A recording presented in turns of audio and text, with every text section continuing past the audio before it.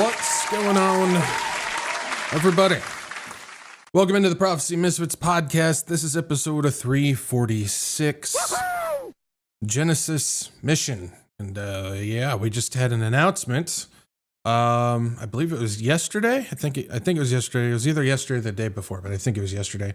Regarding some stuff regarding, how many times can I say regarding?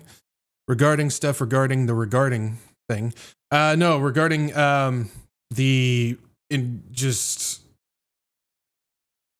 we knew it was coming, but it has to do with creating a giant closed loop system for sharing data between the government, the private sector, and the universities. And it's going to be interesting to see how that all connects to the AI development. So there's a lot there. I don't want to give too much away right off the bat because there's some things I want to cover beforehand. But yeah, it's a pretty interesting thing happening here. But it should not shock us because we knew that this was the agenda before Trump even took presidency. We knew that he was the plant, the one to get involved, the one selected to come in and get this stuff rolling. So this shouldn't surprise us in any way. If you are surprised by it, well, welcome. Glad to have you here. This is stuff that we were warning about for a long time, and glad to have you a part of the party. So as what's-his-face would say, John McClane would say, welcome to the party, pal. But yeah, so welcome in. This is what we do on Tuesdays and Saturdays. We get together and we watch for the crazy things happening all around the world, including things like the Genesis mission. But yeah, we're called to be watchmen. We're called to pay attention to the things in the last days, and that's what we do. I know there's a whole bunch of people out there that argue that that's not what being a watchman's all about, and we argue over here that that's exactly what it's about. So we just keep track of what's going on. Again, we're not one of those people around here that likes to push narratives and agendas and stuff like that. We like to question narratives and agenda. And so, yeah, glad to have you here. But yeah, so Genesis Mission, we're going to be talking about that whole program thing, the announcement that happened there. But we also got some other stuff that we'll talk about regarding the cancellation of economic data releasing, which we know I just hit the microphone. We know the government doesn't give us proper numbers on that stuff anyways, but we're going to go over some private data collection groups that does report on the economy that's a little bit more accurate, in my opinion.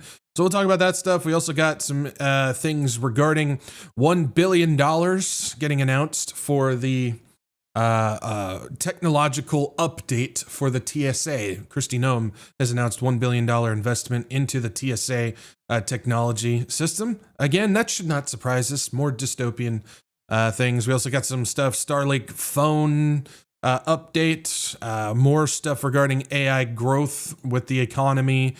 Major music labels have partnered with AI finally, which we were just waiting for that to happen. The White House is drafting a executive order to sue states that pass AI regulations. There's a lot there with that one. Yeah, we'll talk about that. We also got some stuff when it comes to photon AI chips. So yeah, we'll go over that.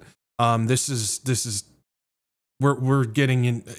Technology is at a place where, and I know I'm not God, and I don't know how the future unfolds, but we're getting to a point where God's gonna have to put his hand down on this stuff with how things are moving. So we'll talk about that. We also got little nanobots when it comes to drug delivery in the body, and the EPA just approved forever chemical pesticides for use on foods, which is just, we already have that, but this is just more of them. So yeah, crazy stuff. But yeah, we got a lot to talk about when it comes to AI and technology tonight. So this should be fascinating if you're one of those people that finds that stuff fascinating. But yeah, good stuff. And I can see people are chatting it up in the chat, so good to see you guys. And hopefully everybody's doing well. I see you over there in Rumble with Pickleweeds and Cherokee Chick. Good to see you guys. Romaha's over there as well. YouTube's chatting it up. I see and Andrian Akron. I have no idea. I'm sorry. New sub. But good to have you here. Thank you for being here. And hopefully you stick around. Glad you're here. And then over on the website, we got a bunch of rapscallions over there as well. So good to see you guys. And yeah, good stuff. All right, we're going to go ahead and get into housekeeping. Housekeeping. No, thank you. Sleeping.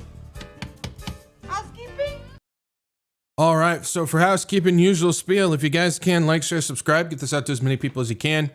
It's not about views, not about butts and seats, but it is about getting the warning out to people and getting people to Jesus. So if you guys can do me a solid and like, share, subscribe, I would certainly appreciate it. And yeah, with how the algorithm and stuff works, it's we need likes and stuff like that in order to branch out. Again, we don't want to be just a private club in here. That's the last thing that we want to be, but we want to be able to reach those who are just trying to understand what is going on. They're looking for some idea of what's happening. And ultimately, hopefully we can answer some of those questions and get them the gospel. So liking, sharing, and subscribing does help with that. Also, make sure you guys follow Rumble and Telegram. Those are my backup channels. If I get booted off YouTube, we'll be back live streaming over on Rumble. So make sure you guys go ahead and follow me over there. Telegram, post updates, announcements, and other little things that I can't necessarily put in video format. So make sure you guys follow over there as well. If you don't like Rumble, you don't like Telegram, I completely understand. So make sure you bookmark the WretchedWatchmen.com website. It's your one-stop shop to stay up to date on everything in the haps with the Wretched Watchmen side of stuff. We get the latest podcasts, announcements, live streams, the free book to downloads there, and all that type of stuff. So make sure you guys go ahead and bookmark that website on that. If you guys like to support this channel, what I got going on, I got donation links down below. CashApp, Venmo, Gifts, and Go. This channel is now monetized. I don't make anything from ads, views, or anything like that. Again, our stance over here, my personal stance is ministry should be free. Anything involving the gospel and trying to witness to people and whatnot needs to be free. If it's not, then what on earth are we doing? But you guys are the ones that allow this to all be 100% free because of your donations and your prayers and everything. So thank you guys for your support and your donations and your blessings. And I'm definitely so very grateful for you guys. So I appreciate that. And then, of course, I'm still hammering it home. I've noticed that there's been an uptick of people watching it because now they know what it is. So I'm glad. So I'm going to continue to do it right now. On Fridays at noon Central, I put out the Wretched Recap. And what I'm doing is it's a quick hit, about 20-minute show where I'm going over about 5 different news topics that we have not covered yet on the channel. So I drop those every Friday. Tune in to the Wretched Recap. You get new stuff. It's not like in-depth or anything like that. It's only 20 minutes, but you're still getting some other stuff that I can't necessarily cover in podcasts and stuff like that. So make sure you guys tune in to those on Friday. Good stuff. Yeah. All right. So that's all we got when it comes to housekeeping. Like housekeeping, hate dishes. I hate it all. So you want to come over and do housekeeping for me, Pickleweeds? Just saying. Anyway. All right, let's go ahead and get started with what we got going on. We've dilly-dallied enough with all this type of stuff. So let's go ahead and start with economic stuff, because that's always fun, right? I know a lot of people find this stuff boring. It can be, but I think it's very... What is that? I think it's very important that we cover some of this stuff. So we know what is actually happening. So we got this. There's a couple announcements that came out regarding U.S. economic data and how it's going to be canceled. How convenient. And of course, they're blaming the government shutdown for it. It says the U.S. BEA cancels advanced third quarter GDP estimate. Comes out November 24th. It says the U.S. Bureau of Economic Analysis said on Monday it had canceled the release of the Advanced Gross Domestic Product, or GDP, estimate for the third quarter because of recently ended government shutdown. The advanced estimate was originally scheduled to be released on October 30th. Last week, the BEA said that the second estimate of third quarter GDP and preliminary corporate profits that were due on November 26th would be rescheduled. The BEA publishes advanced second and third estimates for quarterly GDP. So they're canceling the GDP estimate. The GDP kind of tells us, are we having economic growth? Is our growth stagnant, or are we declining? And so they decided, because of the government shutdown, that they're not going to release that data. Of course, we know, though, we got to remember this, always got to put this out there, because there's always somebody that comes in with a comment, well, you can't believe those numbers anyways. We don't. But it's still worth keeping tabs on when, if, and what numbers they do release. Even though we don't necessarily believe what they're putting out, it's still worth paying attention to. And in this case, they're canceling that. But they're not only canceling the GDP estimate, they also canceled the October's jobs report and November release will be delayed as well. This federal labor market data is a crucial part of understanding the U.S. economy, and one of the pieces the Fed analyzes in considering interest rate moves. It says the government's October jobs report, which was delayed by the federal shutdown, of course, convenient excuse, will not be published, removing a crucial data point at a time when a stagnant labor market and sticky inflation have raised fears of a broader economic slowdown. The November jobs report, typically published on the first Friday of December, will be published, but has been moved to December 16th. We'll see if they do publish that or not. So, both the GDP estimate and the October jobs report canceled, removed, and they're delaying the estimate and November stuff as well on top of it. Now, again, we don't believe these numbers, but the fact that they're even at this point where they're not even releasing them should make you scratch your chin and go, okay, what are they hiding? Is it so bad that they can't even come up with fraudulent numbers to post out there because people won't believe them? That's something to think about. Because if we actually go to more private data collection, which I believe we still can't 100% believe, but I believe is more accurate because the private data collection is actually they're trying to obtain real data and they're not skewing things for their own stuff that they're trying to accomplish. We find out that, well, maybe that's why they didn't want to release anything because of how bad it is. So if we take a look at this is off of Challenger and Grain Christmas, two independent data collection groups. Layoffs for any October highest since 2003. Warehousing and technology sectors led the last month's surge. So if we take a look at this, you can see that is job cuts. That's layoffs that have happened. And we've had the worst since 2003. Of course, that's that .com situation that happened there. And we don't have that situation happening here. We just have a really bad currency value, a really bad tanking economy, and really bad job market. And so why this is important, because the October of 2025 is the worst month for layoffs in 22 years, going back to 2003. There was a job loss of 153,074 job cuts this month. So in the month of October, 153,000 jobs were cut. That's just 1 month, and that is 157% higher than last year's October. So it's pretty convenient that we have such a huge job loss here in the United States at the same time that they are currently canceling the release of job market data. When it comes to that includes Amazon cutting 14,000 jobs in October, Microsoft cutting 15,000 jobs in October, and Intel announced that they are eliminating 15% of their total workforce as well. Those are just a few. We went over a list of announcements a couple weeks ago for layoffs and whatnot. Some of it isn't due to AI. We do know that. There's multiple factors of that. There's the one that everybody talks about where there's jobs that are basically just being replaced by AI. They're just AI programs can basically do what the humans are doing, so they're replacing that.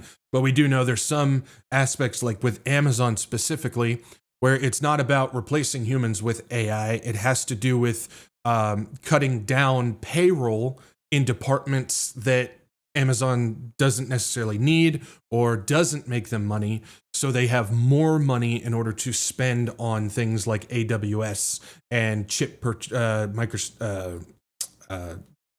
AI chip purchases and stuff like that. So there's multiple avenues when it comes to what the AI situation is, but we know that. Plus, the economy right now just stinks, and so a lot of companies are cutting as well. But there's a lot of companies, and this is important, a lot of companies that aren't losing money. They're actually profiting, but they're still doing job layoff because for whatever reason that they're giving.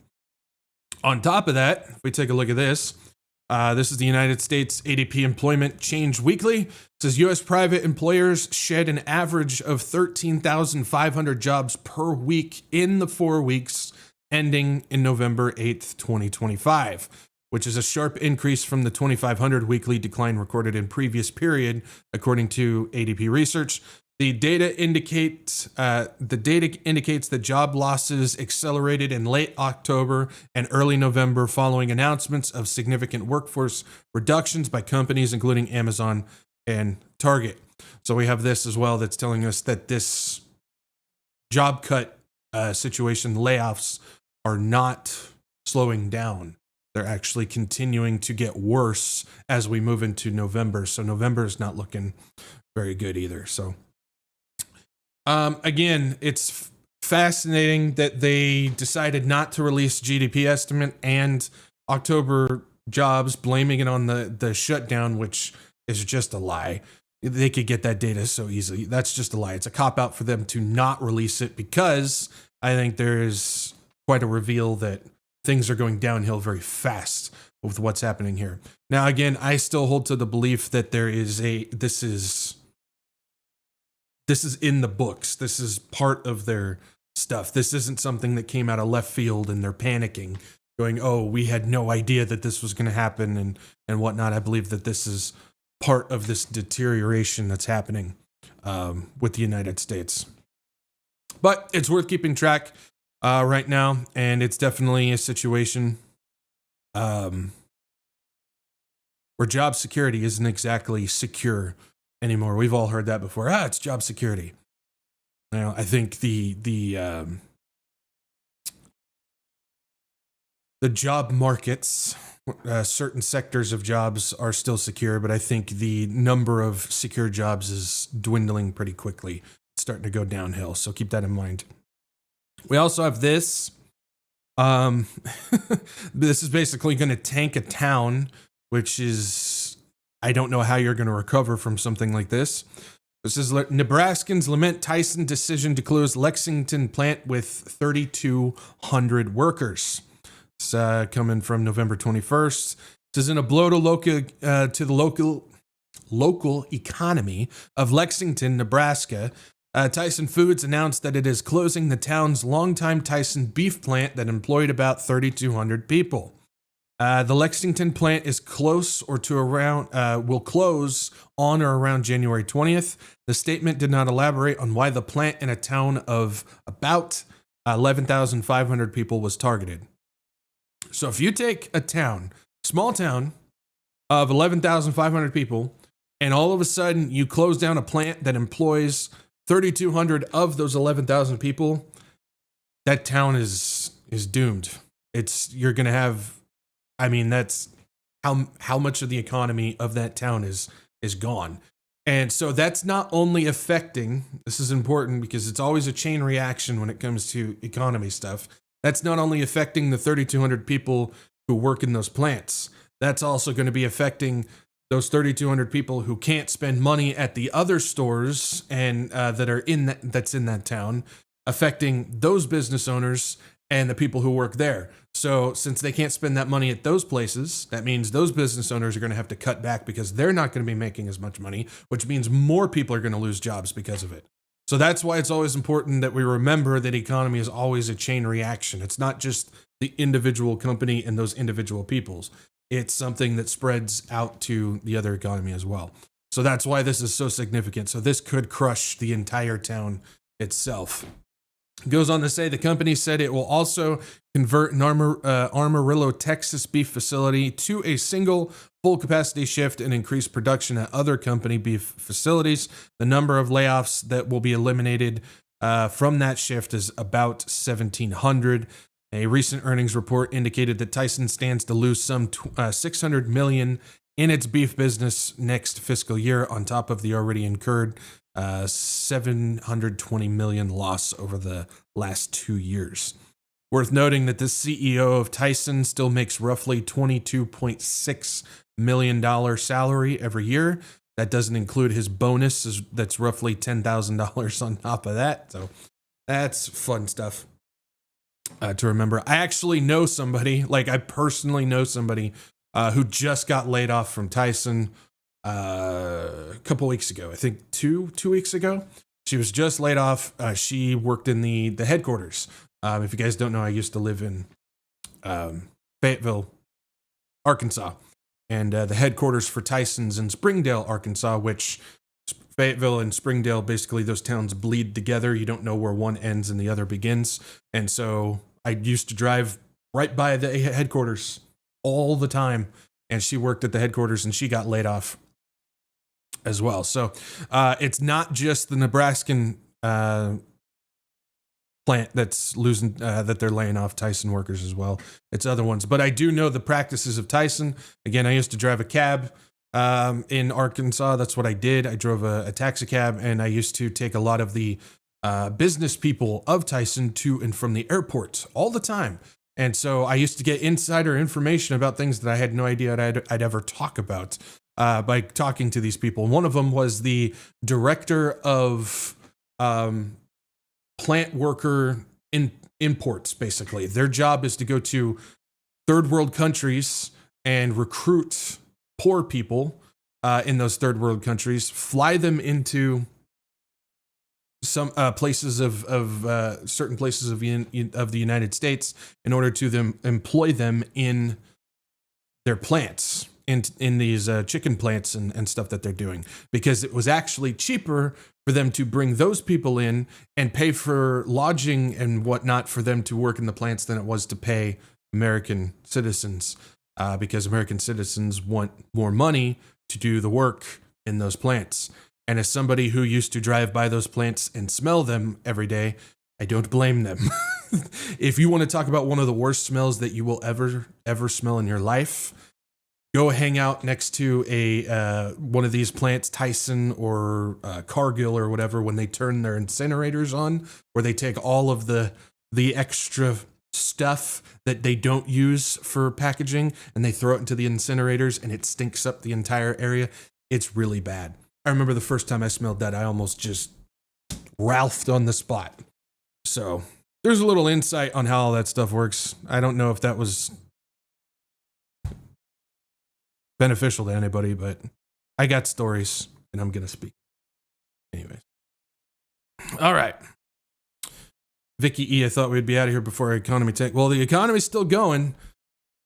Economy hasn't tanked yet. We're seeing signs that it is, but I think there's multiple factors to it. Specifically, one, and I hope people realize this if they haven't yet. There's a lot of people that haven't. But the real economy and the stock market are not attached at the hip. There's no indicator between what the stock market is doing and what the economy is doing that's beneficial in any way, because we've seen the stock market over the past few years.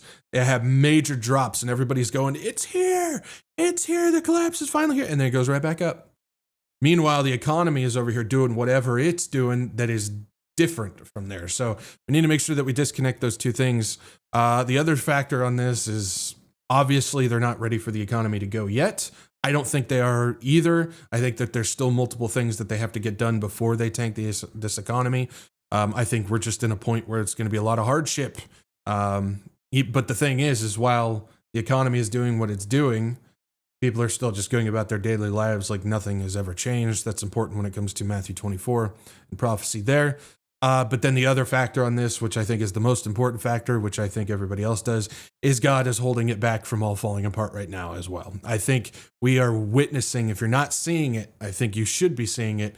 We are witnessing the literal hand of God holding this economy in this country up right now, because there is no possible way that we should be at the position that we're in right now. This country should have been long gone a long time ago, but I think we are witnessing the literal hand of God still continuing to hold this up, because we're the last domino and things are not ready for it to go yet.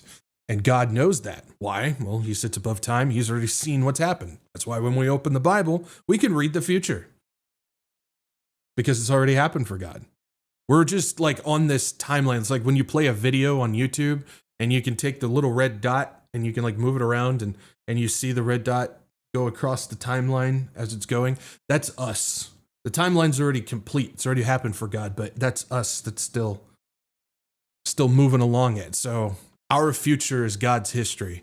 And I think that is absolutely amazing. And I love thinking like that, because it just shows us how powerful God is and how tiny we are.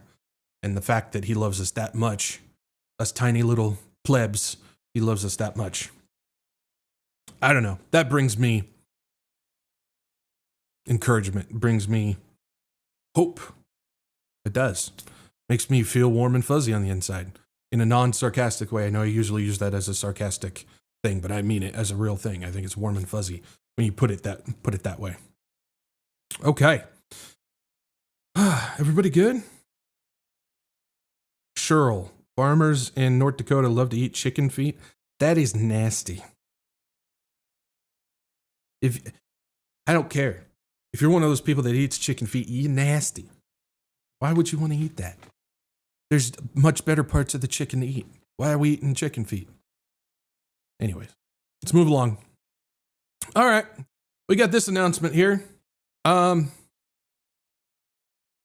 Yeah, I'll just play it and then we'll talk about it. I'm not even going to tell you what it is. You guys will get it. You'll know what's going on. Let's see what Christy Noem has to say. I wanted to come and be with all of you today to talk about the fact that we as the Department of Homeland Security are going to be investing over $1 billion in new technology and new advancements in the security systems at security checkpoints in airports across the country. That is the biggest investment that we've seen in screening technologies in years, in over a decade, and we know that it is our responsibility not just to keep travelers safe, but also to make sure that we're getting them to their locations and to their destinations safely, on time, and efficiently, and also in a manner that can be pleasant and can be an enjoyable experience for them and for their families. Yay! $1 billion with a B, billion dollars. Wait, do I have that air horn? Which one's the air horn? Where's that? No, I got it somewhere. Yeah. $1 million or $1 billion. Hopefully you guys can hear that. Yeah, going to the TSA. Fascinating. 'Cause I remember, when this whole TSA thing came out, it was in response to, the orchestrated planned events of 9/11 and the war on terror. And glad you guys liked the air horn. But yeah, and it was just total dystopian takeover, removal of privacy and everything like that. But now we have the announcement coming from the supposed administration that's supposed to save us from the global dystopian takeover. And they're investing in it. Oh, where's all the seals? The seal clapping. Yeah, fun stuff. Let's take a look at this. Why is that so weird? Let's see. Noem announces $1 billion with a B, billion TSA investment, hands out more shutdown checks, which that's a lie too. We'll talk about that in just a second. But yeah, if we take a look at this Homeland Security Secretary Christy Noem announced on Saturday a new $1 billion investment in TSA security checkpoints at airports across the United States. Speaking from inside Harry Reid International Airport in Las Vegas, Noem said that the money will go towards new technology and advancements in security systems, which should basically read, the money is going towards new dystopian technologies and advancement in private surveillance systems. That's basically what's going on here. Touting it as the largest investment in airport screening technology in over a decade. Noem later added that the new technology will be used at airports in the coming months. Oh, isn't that great? So, what's happening? And this is from my perspective, because I can only give you guys my perspective from the research that I've done on this, is I believe what we're going to start seeing is the implementation of technology that's already being used at some airports. And that includes the installation of finally getting the digital identification system implanted in all U.S. airports. I think that's coming. She specifically talks about airports, but I think this is eventually going to start bleeding into things when it comes to buses and trains and stuff like that as well too. But we don't have confirmation on that yet. Worth keeping tabs on. But I think this is going to be the full-on national implementation of digital ID systems, also facial scans and palm pay systems.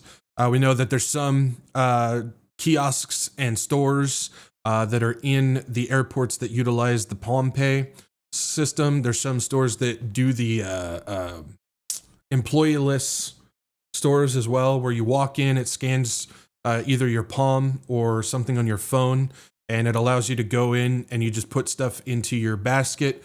There's AI cameras in there that pay attention to what you're putting in your basket, and then when you walk out, it automatically charges your account. Yes, they have those all over the place, but those are growing in popularity. There's a chance that you start seeing that in airports as well. Amazon Palm Pay stuff's there as well. But the facial scan system, I think, is what's coming with this. I think this is part of the technology because we've seen multiple announcements in the past, I'll say 2 years, multiple announcements from both private corporations and government as well that are talking about implementing, and they have tested them in select locations. But I believe this is going to be nationwide rolled out when it comes to check, like the pre-check, board check, passport, not passport, boarding pass stuff when it comes to just utilizing your face. This technology, again, like I said, has been being used. Let me hear. Yeah, it's all cool if you don't like what the government is doing, but please refrain from using language in the chat. Thank you. But the technology, we've seen the announcements. I played videos in the past. I don't have one to play for you right now, but you guys can find the stuff, find these videos pretty easy if you just type it in. But they have the system where it shows a lady going through the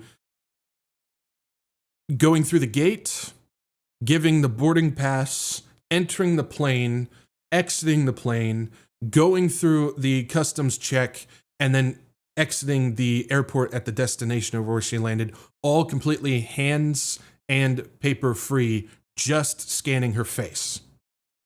And so I think that is what they're getting ready to implement in this. Obviously, we don't have any other details besides $1 billion investment in TSA technology. But that's just screaming the dystopian digital surveillance system that we've been witnessing happening all across the United States. And I think this is the next implementation. Now, the thing is we're talking about, the government shutdown. Was there a plan involved with that? Were they getting stuff done? That government shutdown could have been something where they needed to start seeing how things operate without things. We started to see flights canceled and all that type of stuff. We saw that happening during the shutdown. And that could have been their opportunity where they were not only gathering information on what was happening during that, but they were also getting things done behind the scenes with contracts and investments and making deals with companies in order to get this new technology in. They could have been implementing that during the shutdown. So that's something else to think about as well. So again, none of that I can really confirm. This is just based off of research that I've done the past several years when it comes to announcements, technology, and what was going on during the shutdown. So something to think about on that. This also talks about handing out more checks, which if people don't realize, the whole display where she was handing out envelopes with checks on there, there's no actual checks in there. It was a notice that said money will be deposited into your account through direct deposit, and they're planning on giving out 776 checks, $10,000 checks to these TSA agents that worked. There were shifts and stuff during the shutdown, but the problem is that's only 7% of those TSA agents that actually showed up to work throughout the shutdown. So they're not actually giving $10,000 to all of them like they said they were going to do. They're only giving it to 7%. So, wow, I'd hate to be working. I hate to be working at a airport where I got a check and the rest of the people didn't. You're going to be the most hated person at that place. Pretty fascinating how that works. So, Heather says, is Palantir getting the TSA investment contract? We don't know who is getting what contracts. They haven't announced any of that. We already know Palantir's involved with airports when it comes to shipping stuff, because those airports not only move people, but they ship cargo with them as well. People don't realize when you're taking a flight, they actually have shipping cargo underneath beneath you that's going places as well. We know Palantir's Foundry program is involved with that. So it wouldn't be surprising if Palantir is already involved or is expanding into airports now as well. But we don't know for sure. They didn't announce who's getting the contracts. So. Okay. I don't even want to know what y'all are talking. Oh my word. You guys have some of the funkiest conversations. I'll just leave it at that. All right, let's go and move on to this. An update with Starlink here. Starlink brings satellite phone service to Chile. And it says Chile has officially become the first country in Latin America to offer Starlink direct to cell, with national carrier Entel rolling out satellite-powered mobile connectivity across the country. The launch marks a major expansion of SpaceX satellite to phone network, and Entel customers can start using the service today to send and receive SMS messages, text messages in areas with no traditional mobile coverage. According to Entel, Starlink Direct to Cell now provides satellite coverage across most of the mainland Chile, excluding Antarctica and the Chilean Atlantic territory, extending up to 12 nautical miles offshore. The service works without any special antennas or hardware. Customers simply need a compatible 4G or 5G phone with roaming and VoLTE enabled.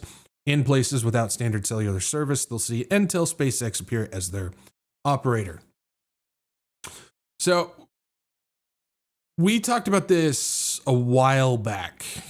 This was over a year ago, I think, because Starlink was using the Starlink satellites to link up with their SpaceX program to allow phone carriers to tap into people's cell phones so you could use Starlink in order to send messages and browse the internet and stuff on your phone. Now, they're still expanding to make it so you can call people on it, but this is a plan that they've been working on for a long time, and I think this is part of this new net that they're building, this new thing that's going to be a completely separate internet, completely separate cell network and everything like that. That's all going to be run through the Starlink and SpaceX system, and this is the next step on it. The reason why I think this is so important, and I've talked about this before, I've shown pictures in the past, but if you take a look at all of the Starlink satellites that are orbiting the Earth right now, there's roughly 90% of the Earth that is completely covered by Starlink satellites. And they're still expanding those. They're still increasing it. Obviously, they want 100% coverage. And this will allow internet and cellular phones and all that type of stuff to basically be everywhere all at once across the United States, or across the world, I should say, across the entire world. Oh no, I said world. Get ready for the flat earthers to come in and start. No, sorry. Anyways, it's just funny how that always happens. But yeah, it's all across the world, and I think there's nefarious reasons for it. I don't think it's to provide Chilean people who don't have mobile cell coverage, the chance to actually have this. No, I think this has to do with they want everybody online. They want everybody connected to this digital dystopian system that they're trying to build. And I think through Starlink and through the SpaceX program, it's going to allow them to do it. So this is the expansion of it. So this initial rollout focuses on text messaging, with internet browsing and data expected to arrive in 2026. The launch mirrors similar Starlink-powered offerings already live in the United States and Canada. T-Mobile began commercially offering its T-Satellite service in July, starting with the satellite texting and expanding to data last month. Rogers has also been piloting satellite texting in Canada since July, giving Chile's deployment notable company among early adopters of Starlink direct-to-phone technology. Starlink direct-to-cell is expanding globally as well. The service debuted in Europe this week through a launch in Ukraine, and it will power Virgin Media O2's upcoming satellite mobile service in the United Kingdom, scheduled for early 2026. So this is moving pretty fast across the world right now into some pretty significant places. So SpaceX is seeking FCC approval to deploy up to 15,000 next-generation direct-to-cell satellites to dramatically boost coverage and capacity. SpaceX also plans to begin testing direct-to-cell on wireless spectrum it recently agreed to acquire from EchoStar in a $17 billion deal with trials set for 2026. I think we talked about that when that was announced a few months back, too. The T-Mobile situation, right here, T-Mobile began commercially offering its T-Satellite service in July. We covered this, again, this is when we talked about it like a year or two ago, something like that, talking about the connection that's going between, or that happened between T-Mobile and Deutsche Mobile. Those are the same companies. And SpaceX with the Starlink system, as well as their connections to the United Kingdom government, as well as the World Economic Forum. There's a whole connection there that had to do with this entire system, not only bringing cellular service through the satellites, but it also had to do with building a system for vaccine passport checks that were happening, as well as implementing AI algorithm that watches through everything T-Mobile. If you guys want to know more about that, I have a video. I checked to make sure it's still up. It's still up. It's called, just type in Beast Mobile, because that's what it's called. If you go to my channel and type in Beast Mobile, you'll find it, and I do the entire breakdown of how it's all connected. But this is the expansion of that. It's the extension. It's continuing to grow from where that first partnership began and what we're seeing now. And I really think it has to do with building this entire new net when it comes to getting everybody online, getting an entirely separate internet from the internet that we have now, and getting all that stuff produced and online. Again, we forget sometimes, because sometimes we stay in our own little bubble, whether we're in the United States or we're in Canada or we're in UK or Australia or wherever you're at. Sometimes we get in this little bubble where we just pay attention to everything that's just happening around us. And that's why we forget that there's a much more global plan when it comes to this. And so that's always something that I see whenever I witness other people, like on talk shows or podcasts or whatever they are, whenever I see that, because they're always talking like they're in their own little bubble, and they're forgetting that there's a global plan out there. And so they're always talking, well, the economy is going to collapse now. We see what's happening, and the economy is going to completely collapse because of what's happening. And we forget to look outside of everything else that's happening around the world and go, well, the economy here can't collapse yet because there's still things around the world that are relying upon this economy for them to get set up for when they can collapse the economy. And so we forget that this is a global initiative. It's not a individual country initiative. And that's why we need to continue to look through the Bible prophecy side of things, because we realize that they're trying to create this one world system. So if something goes too fast or off target or off plan from what they're trying to, or what they are planning to do, and it throws everything off when it comes to globalizing everything, then it's not going to work.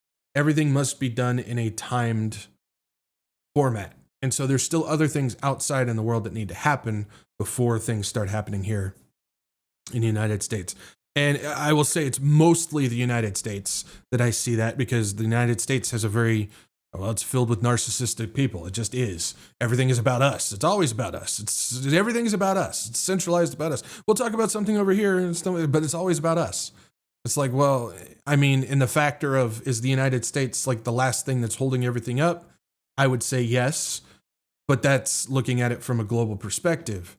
But yet there's other things, like we were just talking about the economy. It's like, well, we're not ready for that yet. Just like, the implementation of a digital currency. Well, we're not quite there yet. We can't collapse the dollar yet when other countries still need to use that dollar in order to get their digital stuff online.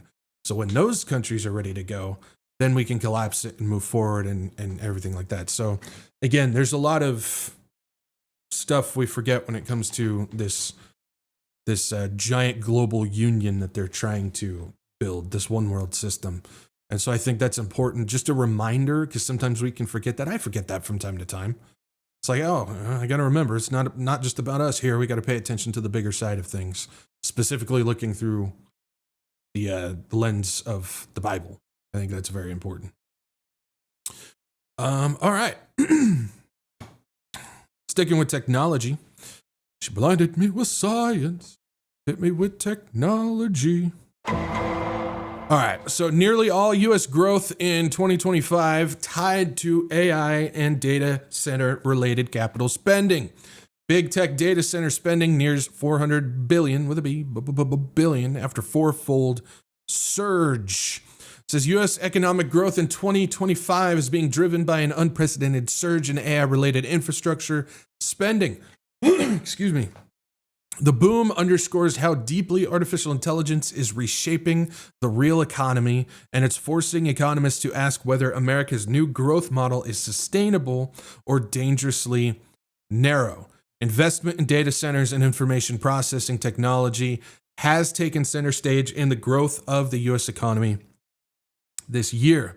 Recent analysis by Harvard economist Jason Furman found that excluding spending on technology-related infrastructure, annualized GDP growth in the first half of 2025 would have been just 0.1%, underscoring the extraordinary influence of digital infrastructure investment on overall economic performance. So what we're getting here is kind of like a, well, we already know this type of thing, but it's still a confirmation of it, which has to do with the entire U.S. economy and its growth, its GDP growth has now transferred over from consumer and shopping, which is what the United States has been for the majority of its life, unfortunately. It's a buyer's market here. It's a consuming. We are a consuming country. And so our economy has always been driven through consumer and shopping. So spending money and buying stuff. But we have now seen a switch, which just doesn't happen unless there's something behind it that has to do with switching our GDP and our economy to AI and data center development. That is where our entire economy is sitting. Has to do with the development and the implementation of data centers and AI spending. According to multiple analysts, the data center boom, there it is, has become so pronounced that for the first time it has surpassed United States consumer spending, traditionally 2/3 of GDP, as the leading contributor to growth. So again, confirming what we just talked about. It says Furman's research found that while investment in information processing equipment and software accounted for just 4% of total U.S. GDP during this period, these sectors were responsible for nearly 92% of reported GDP growth. I don't know why that's so hard for me to say. It's 3 letters. It's simple. But yeah, 92% of reported GDP growth is from the sectors of technology. He noted that the impact might be somewhat less pronounced. This is pretty important. Might be somewhat less pronounced if not for the elevated interest rates and rising electricity costs. Absent the AI boom, we would probably have lower interest rates and electricity prices, thus some additional growth in other sectors. So basically, he's kind of saying that because of the increase of spending on data centers and AI, it's causing a repercussion of interest rates and electricity prices for the consumers, which means the consumers can't go out and spend more, which is kind of feeding itself into the development growth of AI. So because of the AI and the growth, the repercussions that are getting sent to the consumers that usually prop up the GDP, they're going down and that's going up. And that should not surprise us either. Again, I always ask this question. Anybody's electricity prices gone up recently? Mine have. I know most people have as well. I think the total now is, since the beginning of 2025, on average, people are paying about 11% more for the electricity. Obviously, that's the average. So depending on where you're at, it could be higher or lower. But that's all because of the wonderful AI and data centers that they've been building and turning on and so on and so forth. It says the cascade of spending is evident in the capital allocation strategies of industry leaders such as Microsoft, Google, Amazon, Meta, and Nvidia. These firms have collectively funneled tens of billions of dollars into building, expanding, and upgrading their data center footprints. We're starting to get into the conversation of that AI bubble that we were talking about. It may not be a bubble, and we'll talk about that in just a minute. This is Lisa Shallett, Chief Investment Officer for Morgan Stanley Wealth Management, wrote in a research note that so-called hyperscaler companies have increased their data center and related capital expenditures fourfold in recent years, with total spending nearing $400 billion annually. Anybody wish they just got $400 billion just sitting around? I don't think you could stuff that under your mattress. I think it's a little bit too much to have under your mattress. But again, we're getting confirmation here of what we've been talking about, what we've been watching and witnessing and seeing what's going on is the increase of AI in data centers. We've talked about the 7 tech companies that are pretty much propping up the entire United States economy. They account for 32 or 38. I can't remember which one exactly. It's one of those percent of our economy here in the United States. And they're the ones they keep passing money around to each other, taking contracts, building more infrastructure, buying more chips, committing more to what the United States is doing, and everything along with that. But we may not actually be getting... Gotta move this over, that's out of order. We may not actually be witnessing an AI bubble. Yeah. So let's talk about why that may not be the factor of what we're witnessing. Even though it looks like a bubble, and it sounds like a bubble. You know how we were talking about how everything is kind of being orchestrated behind the scenes in order to develop this system? I think what we're witnessing is just a outward visualization of that appears to look like what a normal economic bubble would be, but we're not seeing that. And one of the aspects of it has to do with the White House drafting an order directing Justice Department to sue states that pass AI regulations. The proposal comes after Republicans failed to get a federal block on state AI legislation approved in Congress.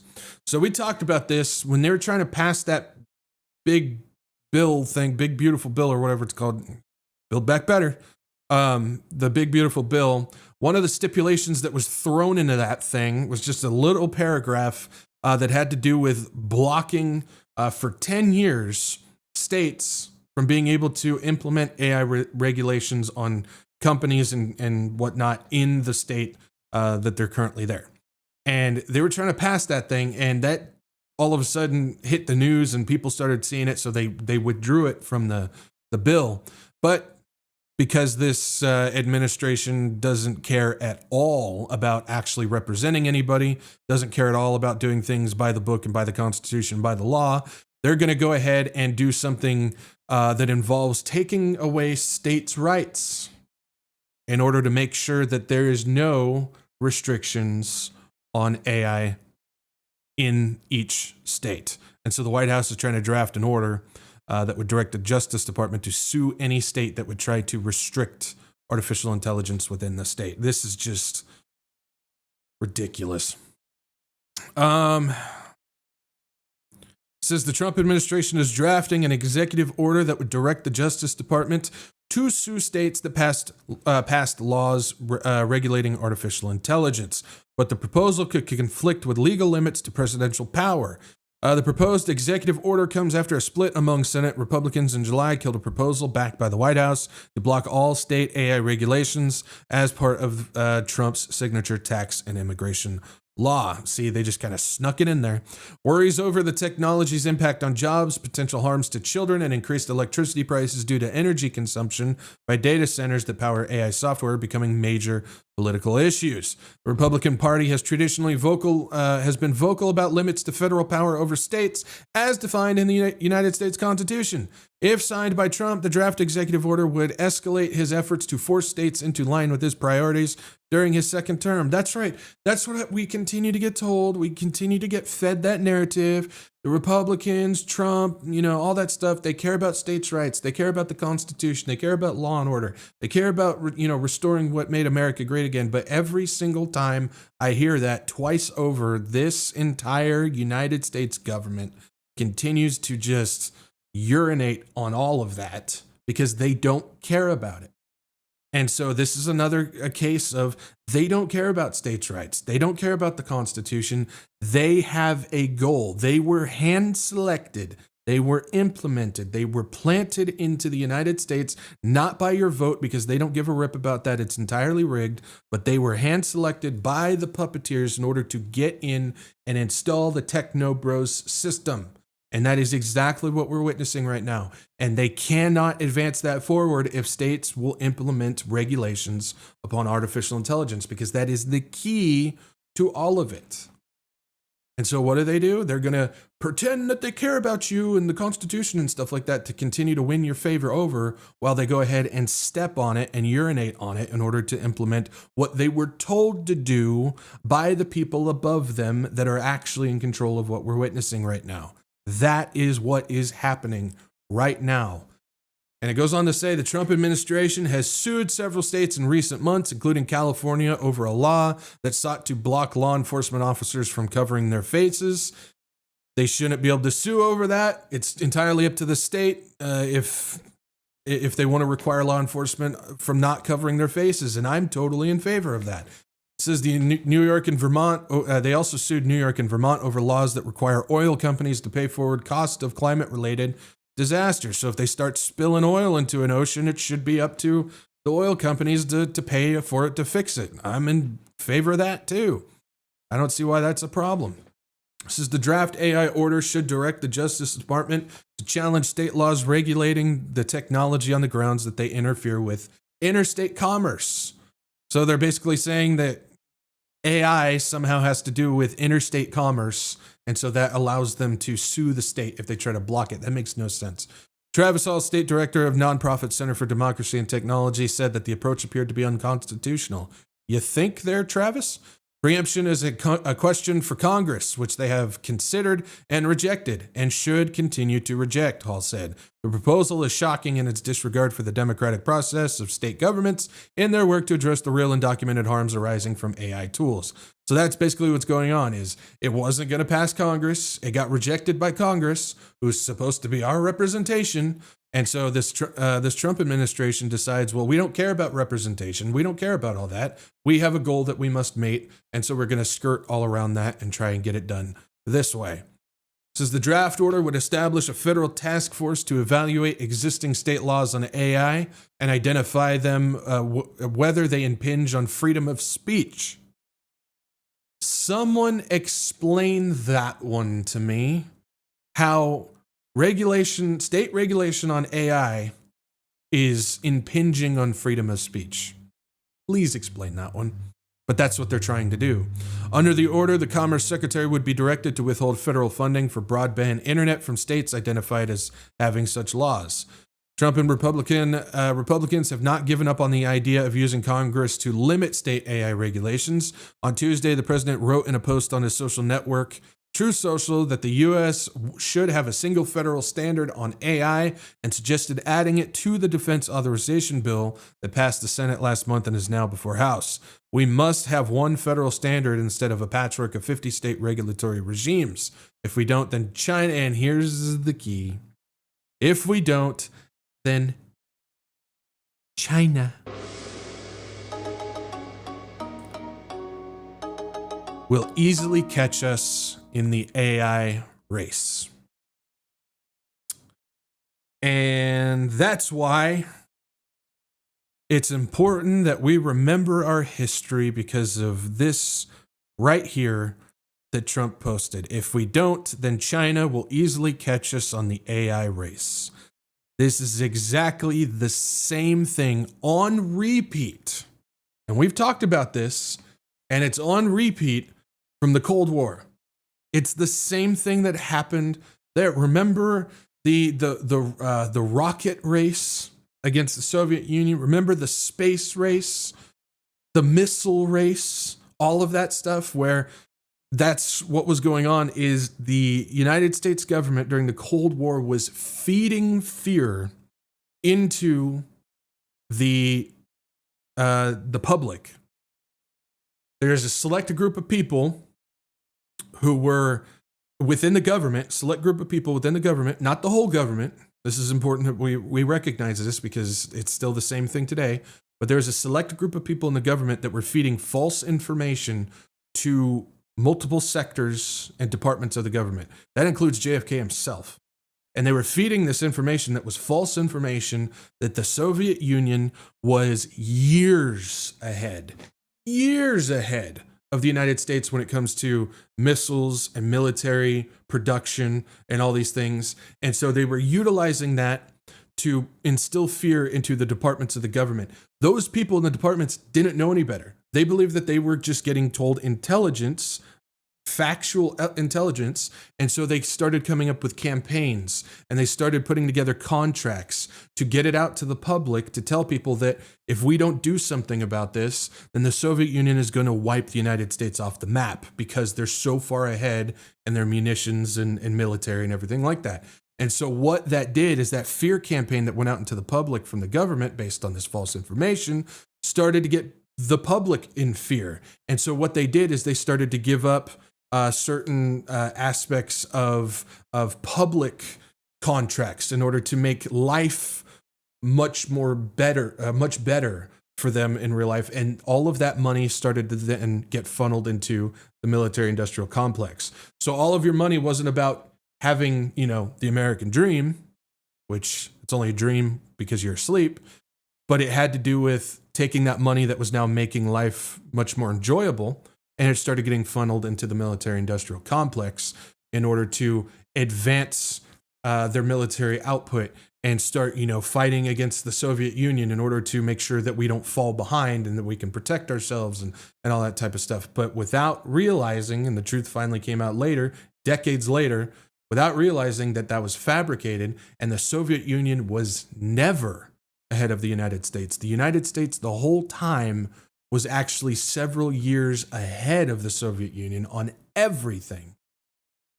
But because of the false information that a select group of people within the government started feeding out, and it started to work its way out, they were able to funnel more money to the military industrial complex in order to push us even further ahead, all based on a lie. The exact same thing is happening here with the AI race with China. It's the exact same thing. And people don't necessarily recognize that because we think through public narrative, based on what the government has said and what the mainstream media has said, that we're at war with China. And we need, we have to make sure that we're ahead of them when it comes to the AI stuff and to the chips and to all of these things, because they're miles and years ahead of where we are right now. And you get the stories of, they're, because of their advanced AI and whatnot, they're hacking our systems, and they have access to our data servers. They have access to our emails. They have access to, I think one of it had to do with our HVAC systems. Somehow China managed to get microchips into the HVAC systems, and they're spying on us through our central heating and air and things like that. And it's all that stuff that is adding fear to this so they can funnel more money and more money and more money to AI because we're at war with China. It's literally the same thing that happened during the Cold War. And most people don't recognize that because they're just basing it off of what the government is saying and what the media is saying, not realizing that what's this, we're all in this together type of thing. So it's the same thing. It's history on repeat. And that's why it's important that we recognize that. And the reason why this is important, and the reason why I don't think that we actually have an AI economic bubble, was because of this announcement. You're going to hear a lot of different theories about this thing in the coming days if you haven't already heard it yet. I'm just going to tell you right now, you're going to hear a lot of theories about it. I'm not going to theorize on this, because I don't think it's worth doing that. I'm not going to speculate on this. I'm not going to theorize on this. We're just going to go over the information that we have, and then we're going to wait and see what happens. But this was just announced. Launching the Genesis mission. It's fascinating. It is fascinating that it's called the Genesis mission. We'll get to that in just a second. I don't want to get too far ahead. Section 1. I really wish I could get rid of this stupid little social media share box on the side, but I can't. So just work with me. I can either make the words big enough for you to read, or I can make that not interfere with it, but hang with me. So this is an executive order that was just released yesterday. So today, America is in a race for global technology dominance. See, we're getting the race thing. You're going to notice that theme getting pushed. You should have already noticed it by now with all the talking points and everything that we get told and everything like that. But you're going to notice it's in this too. It says, today, America is in a race for global technology dominance in the development of artificial intelligence, an important frontier of scientific discovery and economic growth. To that end, my administration has taken a number of actions to win that race, including issuing multiple executive orders and implementing America's AI Action Plan, which recognizes the need to invest in AI-enabled science to accelerate scientific advancement. In this pivotal moment, the challenges we face require a historical national effort comparable to urgency and ambition to the Manhattan Project that was instrumental to our victory in World War II, and it was a critical basis for the foundation of the Department of Energy and its national laboratories. Okay, so in this we're getting the AI race for global technology dominance and everything like that. We're also getting information regarding the executive orders and implementing America's AI Action Plan. We've gone over those in the past. We've talked about those. We're not going to go over them again. We understand that this was the main front point of his entire 2024 campaign. It's fascinating. I still go and read comments on other Prophecy Watcher podcasts and stuff like that. And I read from people that are going, Trump is just so much different. He never campaigned about doing this whole AI and technology thing. He was never doing that. So this came out of nowhere and we were surprised and stuff. And I'm sitting there going, he was telling you almost every single day that's what he was trying to do. So you weren't listening to what he was saying. You were listening to the prophecy people who were telling you to pump for Trump. And so you have no idea what's coming. You were blindsided by this. But the fact is he was telling you up front what he was doing and the advancements of it. So we have that as well. And then it's talking about the Manhattan Project. We know the whole World War II, Manhattan Project, nuclear bomb, all that type of stuff, which is fascinating because during his campaign in 2024, he had a document that was leaked out, and it was called the Manhattan Projects, not the Manhattan Project, but it was a different plan called the Manhattan Projects that had to do with advancing AI in the United States. So it's fascinating that that has to do with advancing AI, he's making a callback to the Manhattan Project of World War II, as well as the callback to his plan that he had leaked during his campaign as well. So hopefully you guys follow along with that. If not, let's just keep going. It says this order launches the Genesis mission as a dedicated, coordinated national effort to unleash a new age of AI accelerated innovation and discovery that can solve the most challenging problems of this century. The Genesis mission, which will build an integrated AI platform to harness federal scientific data sets, the world's largest collection of such data sets, developed over decades of federal investment, to train scientific foundation models and create AI agents to test new hypotheses, automate research workflows, and accelerate scientific breakthroughs. The Genesis mission will bring together our nation's research and development resources, combining the efforts of brilliant American scientists, including those at our national laboratories, with pioneering American businesses, world-renowned universities, and existing research infrastructure, data repositories, production plants, and national security sites to achieve dramatic acceleration in AI development and utilization. Simply put, what they're doing is they're taking all of their national technology and AI laboratories, I believe there's 17 of them that they specifically talk about, and they're going to connect them. Here we go with centralization. Here we go with one world system style. So pay attention to this. They're going to take those laboratories and they're going to connect them with the private corporations, and they're going to connect them with the research departments of universities, and then they're going to connect it with all the other research infrastructure groups, data repositories that includes private, university, and government. And they're going to put that in line with production plants and national security sites, and they're going to allow all those AI programs in the government, corporations, and universities access to all of their data. So they're going to combine government data sets, private data sets, and university research data sets. And they're going to allow all the agents of all those companies and corporations to start using all of that data in a closed loop system. Right now, what we have now is we have private corporations that are working on the open internet and some stuff through contracts, but it's over here in its own little group. Then you have the government data sets that's over here in their own little group. Then you have the universities that's over here in their own little group. They're not all connected. The Genesis mission is about connecting all of them together. All data, all AI agents or AI programs, and all company, corporations, research, universities, and government to access the same stuff. And that's what this is about. This is about centralizing it all. Talks about the Secretary of Energy, which will be responsible for implementing this mission with the Department of Energy. And it talks about securing access to appropriate data sets, including proprietary, federally curated, and open scientific data sets, in addition to synthetic data generated through the Department of Energy computing resources.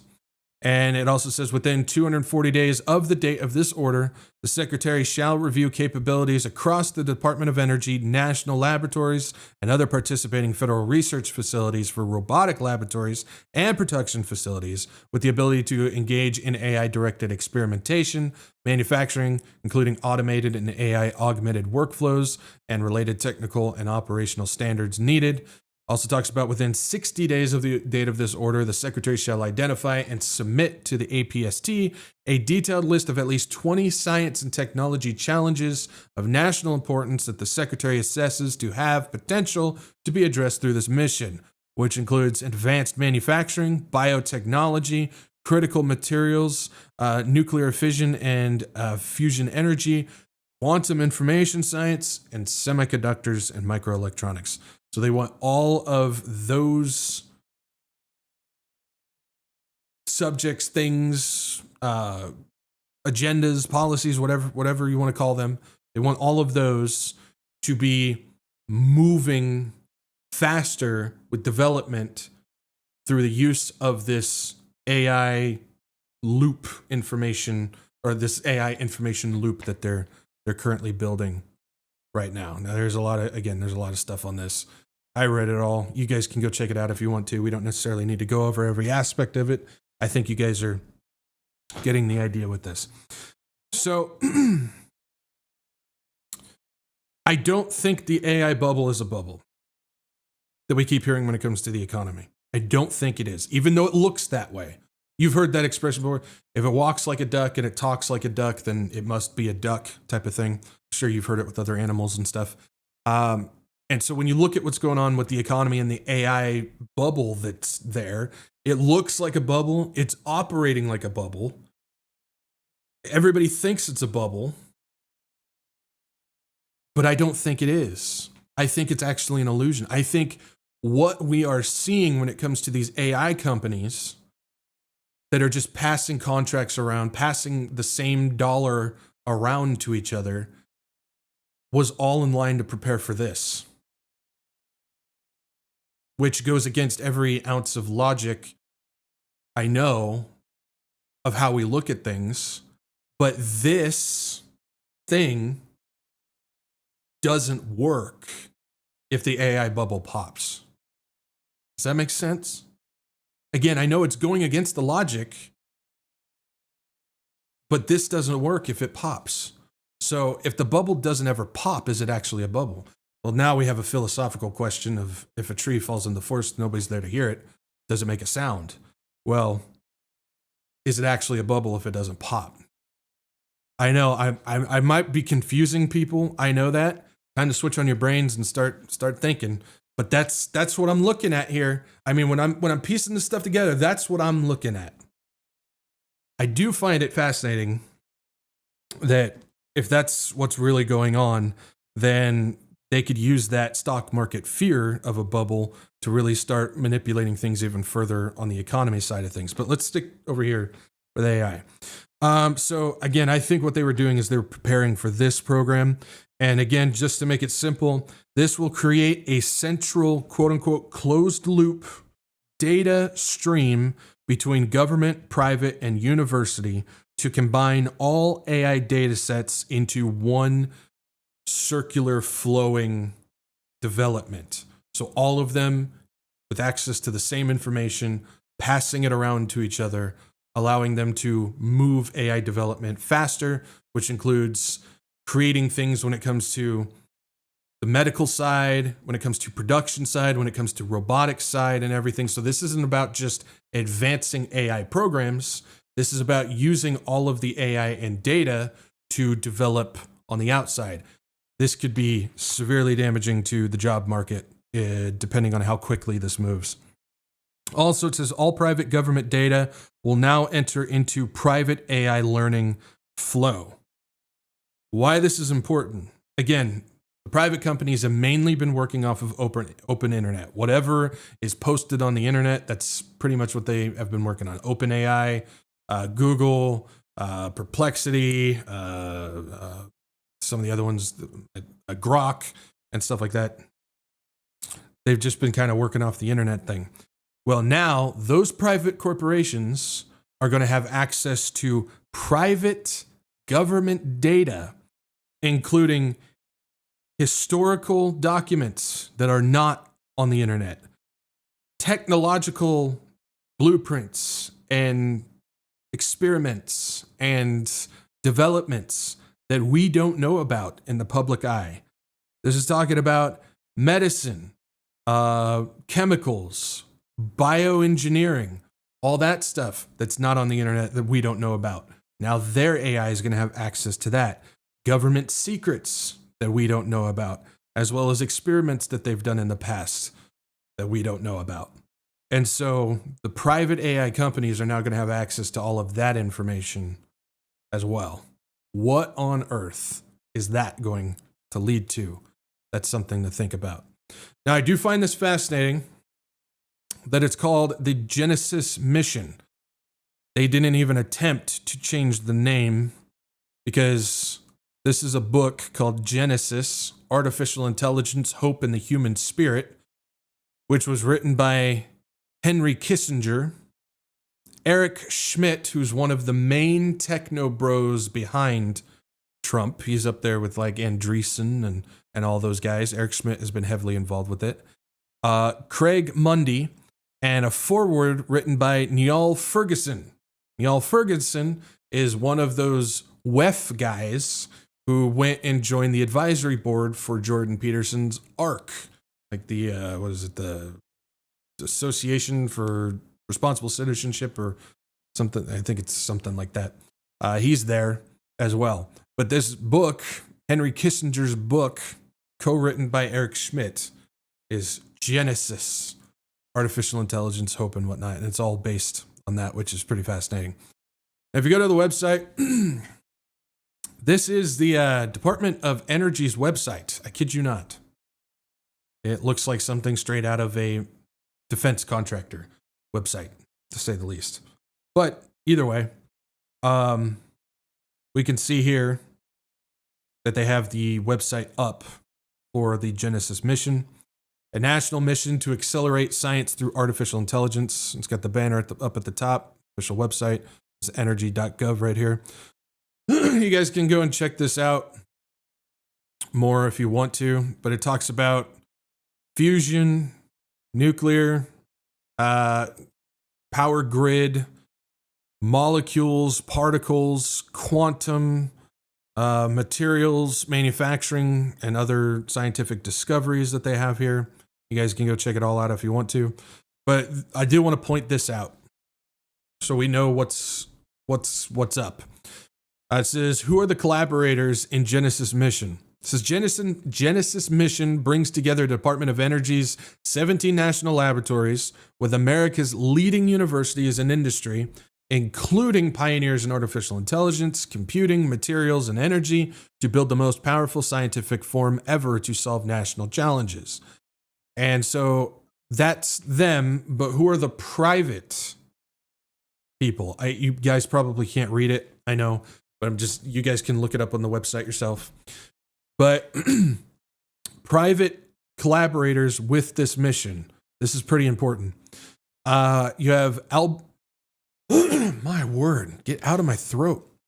This is Albemarle, AMD, Amazon Web Services, or AWS, Anthropic, they're the ones behind Claude, Applied Materials, Atomic Canyon, Aviva, Cerebras, ChemSpeed, Cisco, Collins Aerospace, ComEd, Cornelius Networks, Critical Materials, Recycling, Dell Technologies, Emerald Cloud Lab, EPRI, Esri, Future House, GE Aerospace, Google, HPE, Hugging Face, IBM, ISO New England, Kitware, Lila, Micron, Microsoft, MP Materials, New York Creates, Neuron Magnetics, Nokia, NVIDIA, Nusano, Ollie Systems, OpenAI for Government,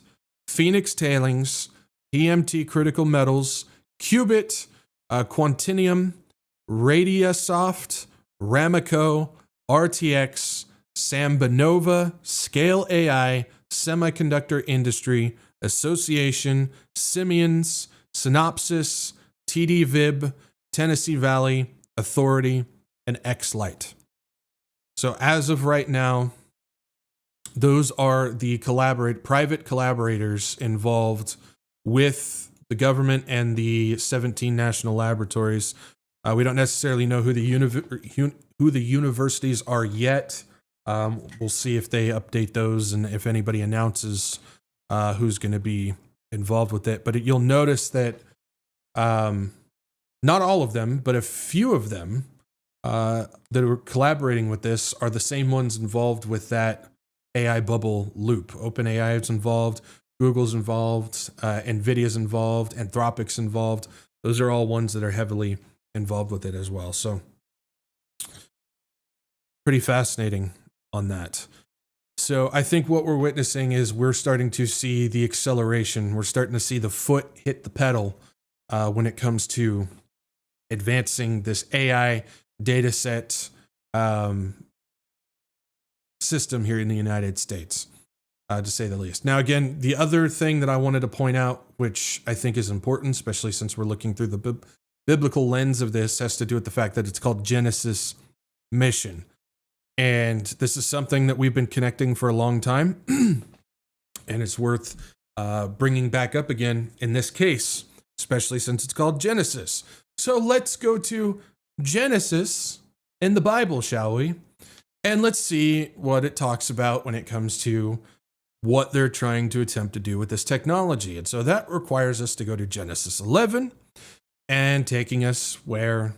To the Tower of Babel, because as we know, prophecy is patterns, and what started at the Tower of Babel, Satan is trying to build again because God thwarted him back then, and so God's going to thwart him again, but that doesn't stop him from attempting to rebuild what was thwarted back then. This is the Tower of Babel, chapter 11. It says, "Now the whole earth had one language and one speech. And it came to pass, as they journeyed from the east, that they found a plain in the land of Shinar, and they dwelt there.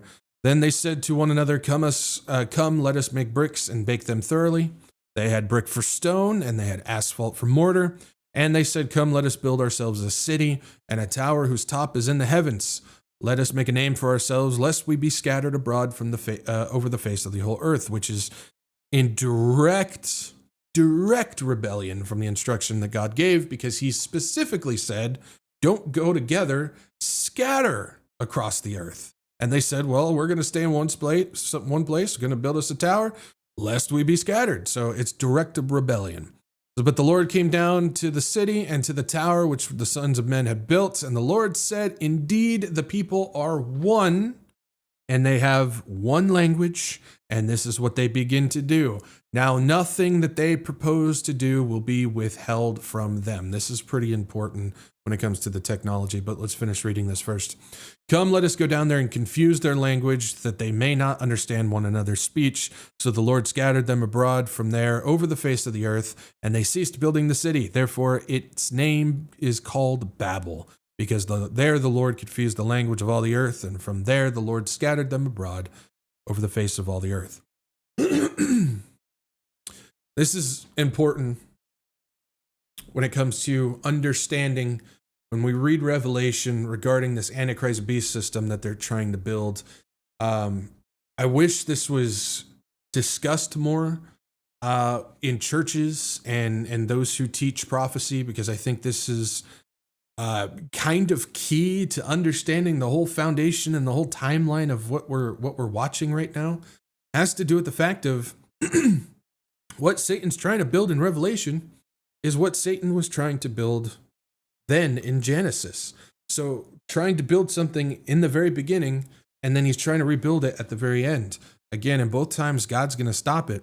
But it has to do with the fact of they were of one system. They were one people with one language, with one government, with one religion, and with one economy.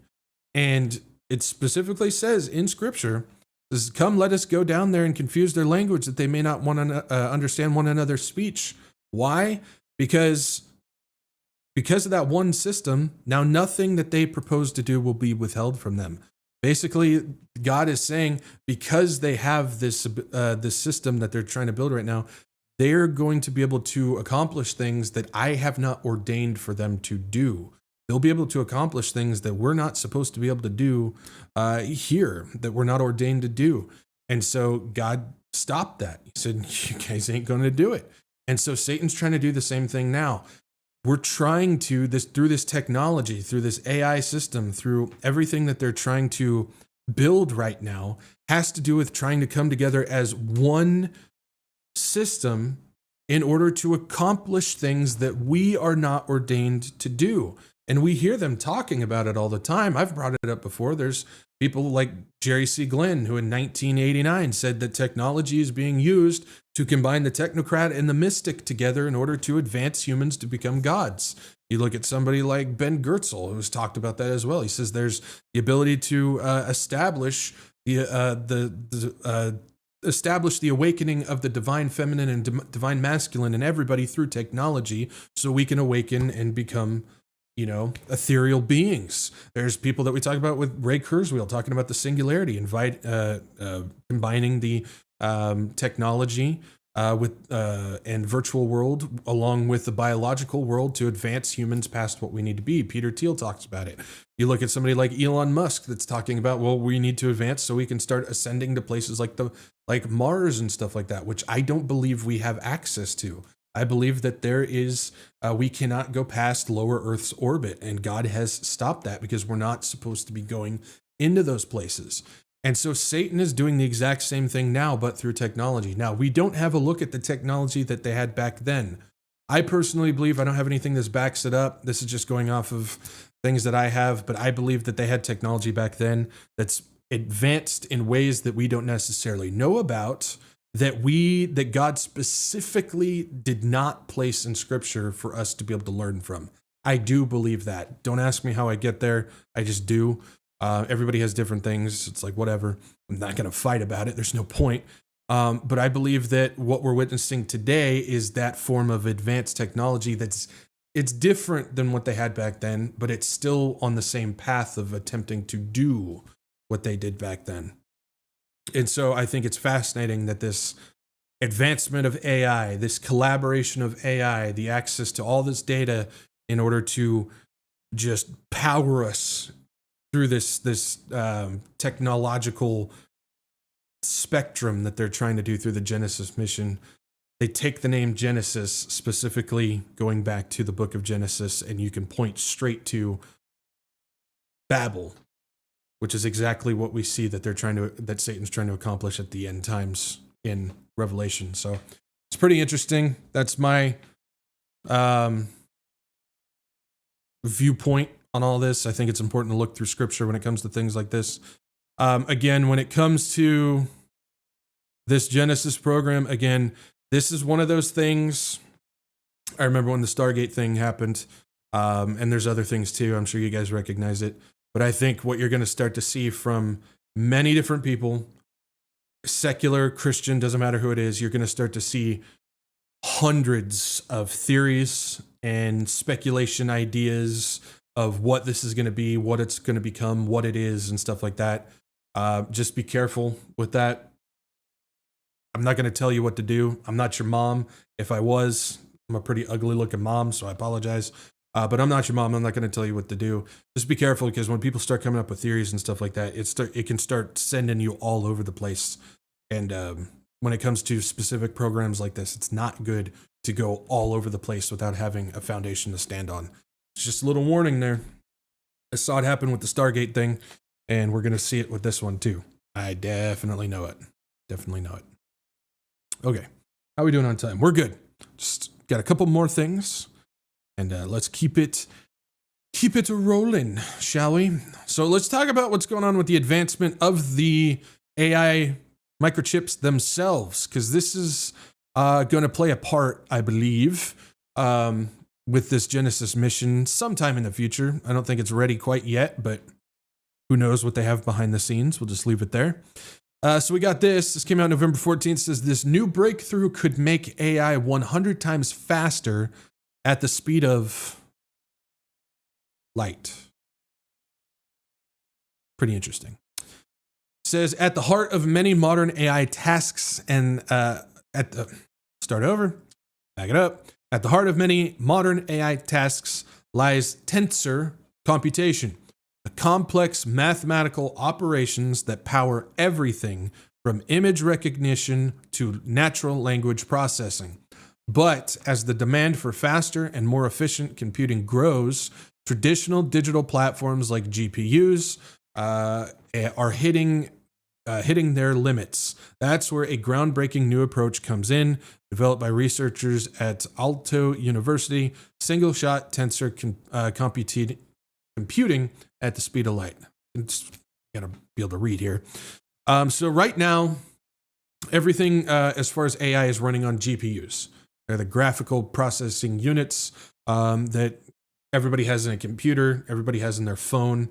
You just don't have one as powerful as what the AI people are using. Those things are like 10 grand a piece. But everybody has one in a piece of technology that has a screen on it. It's just how it works.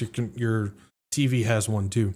It's what processes graphical units and things like that, but it also processes AI. But what they're trying to do is, because GPUs you can only go so far with them, they're trying to find something that works faster. And so these people developed what is called a single-shot tensor computing system that works using light as opposed to mechanical electricity. GPUs use mechanical electricity. That's why the power usage is so high, because it needs a lot of energy to do it. They want to use something that uses light, which is faster and doesn't require that power. While classical computers can perform tensor operations through step-by-step calculations, this method is limited by both speed and energy consumption. As AI models grow in complexity and scale, the amount of data that needs to be processed is overwhelming, leading to slower performance and higher energy costs. To overcome these hurdles, researchers have turned to light, using its incredible speed and natural ability to perform multiple operations simultaneously. The innovation behind this method lies in how digital data is encoded into light. The researchers use amplitude and phase of light waves to represent numbers, effectively turning them into physical properties of the optical field. When these light waves interact, they naturally carry out mathematical operations such as matrix and tensor multiplications. the building blocks of deep learning algorithms. I'll kind of explain this in just a second. I might be losing people. Just hang with me because this is pretty important. In a conventional system, tensor operations are carried out sequentially by digital circuits. Each step is a tiny piece of overall puzzle, but the optical approach developed by Dr. Zhang's team, the calculations are done all at once in parallel as light propagates. This is important right here. I'll explain that in just a second because that's the key. This allows faster processing, power consumption, and the ability of scaling to new heights. By introducing multiple wavelengths of light, the researchers have even been able to extend this method to handle higher order tensor operations, bringing it even closer to complexity of real-world applications. Okay. I already saw a whole bunch of people close out of the live stream. I knew this was going to happen because we're starting to get into some technical stuff that might confuse people. Let me make this very simple of what's going on. Right now, how AI works with the GPU in a very just bare minimum simple way of how it works is you have a circuit board and it sends electrical signals to the different nodes on the board all in a rhythmic pattern. It goes in a specific pattern every time you send a command to it. So if you have a mathematical problem, if say you send them a problem of 22 plus 30, it's going to send the electrical signal for the 2 and the, what did I say, 22? The 2 and the 2, you're going to send that, and then it's going to send a signal for the plus, and then it's going to signal for the 3, and then for the 0. So 22 plus 30. And it's got to send an electrical signal through each of those components, and then it'll be able to process it and give you an answer.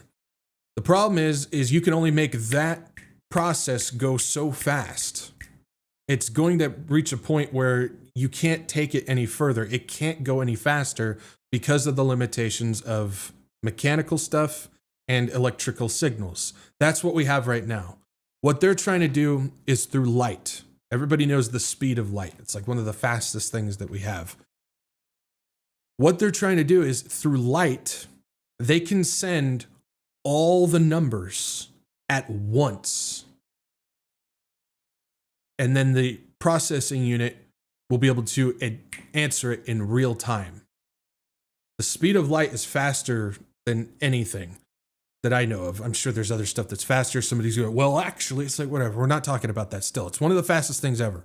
And so what they're trying to do is they're trying to send it so you send the 2 and the 2 and the plus and the 3 and the 0, and it'll send it all at once at the speed of light, allowing the processing unit to answer in real time as opposed to waiting for the complex series of electrical signals through the chip. And so what you're effectively seeing, it's not the same, but it's comparative, is this is similar to how quantum computing works. When we look at a computer now, everything is made up of ones and zeros, and those are little on and off switches. So it's ones and zeros on and off, and they're going back and forth, but you can only do one at a time. And so that's how it goes. Everything goes 1 and zeros. Quantum does something that's physically impossible. It's impossible. It switches the ones and the zeros, the switches, the on and off switches. It sends ones and zeros at the exact same time. It's something that breaks physics. It's something that we should not be able to do in reality. That's why everything with quantum, you start getting into very interesting conversations regarding dark matter. You start getting into the conversation of dimensions, because quantum computing has to do with dimensional computing. You start getting into things that we start getting to the point of God's going to want to stop that, because quantum at its core, because it breaks physics and it goes beyond reality, you start entering into a spiritual computing system. That's where danger starts happening, because we're starting to get into places that we're not supposed to be getting into. When we look at this computer chip that effectively wants to work in a similar fashion, while it's not quantum itself, it starts working in a place where it's going to start doing things that it's not supposed to be doing and breaking physics. You're starting to enter into AI, getting into a spiritual aspect too. And why this is important is because when you start allowing light to be powering and computating AI, these people are always talking about the speed of it. Well, it needs to go faster. We want something in real time.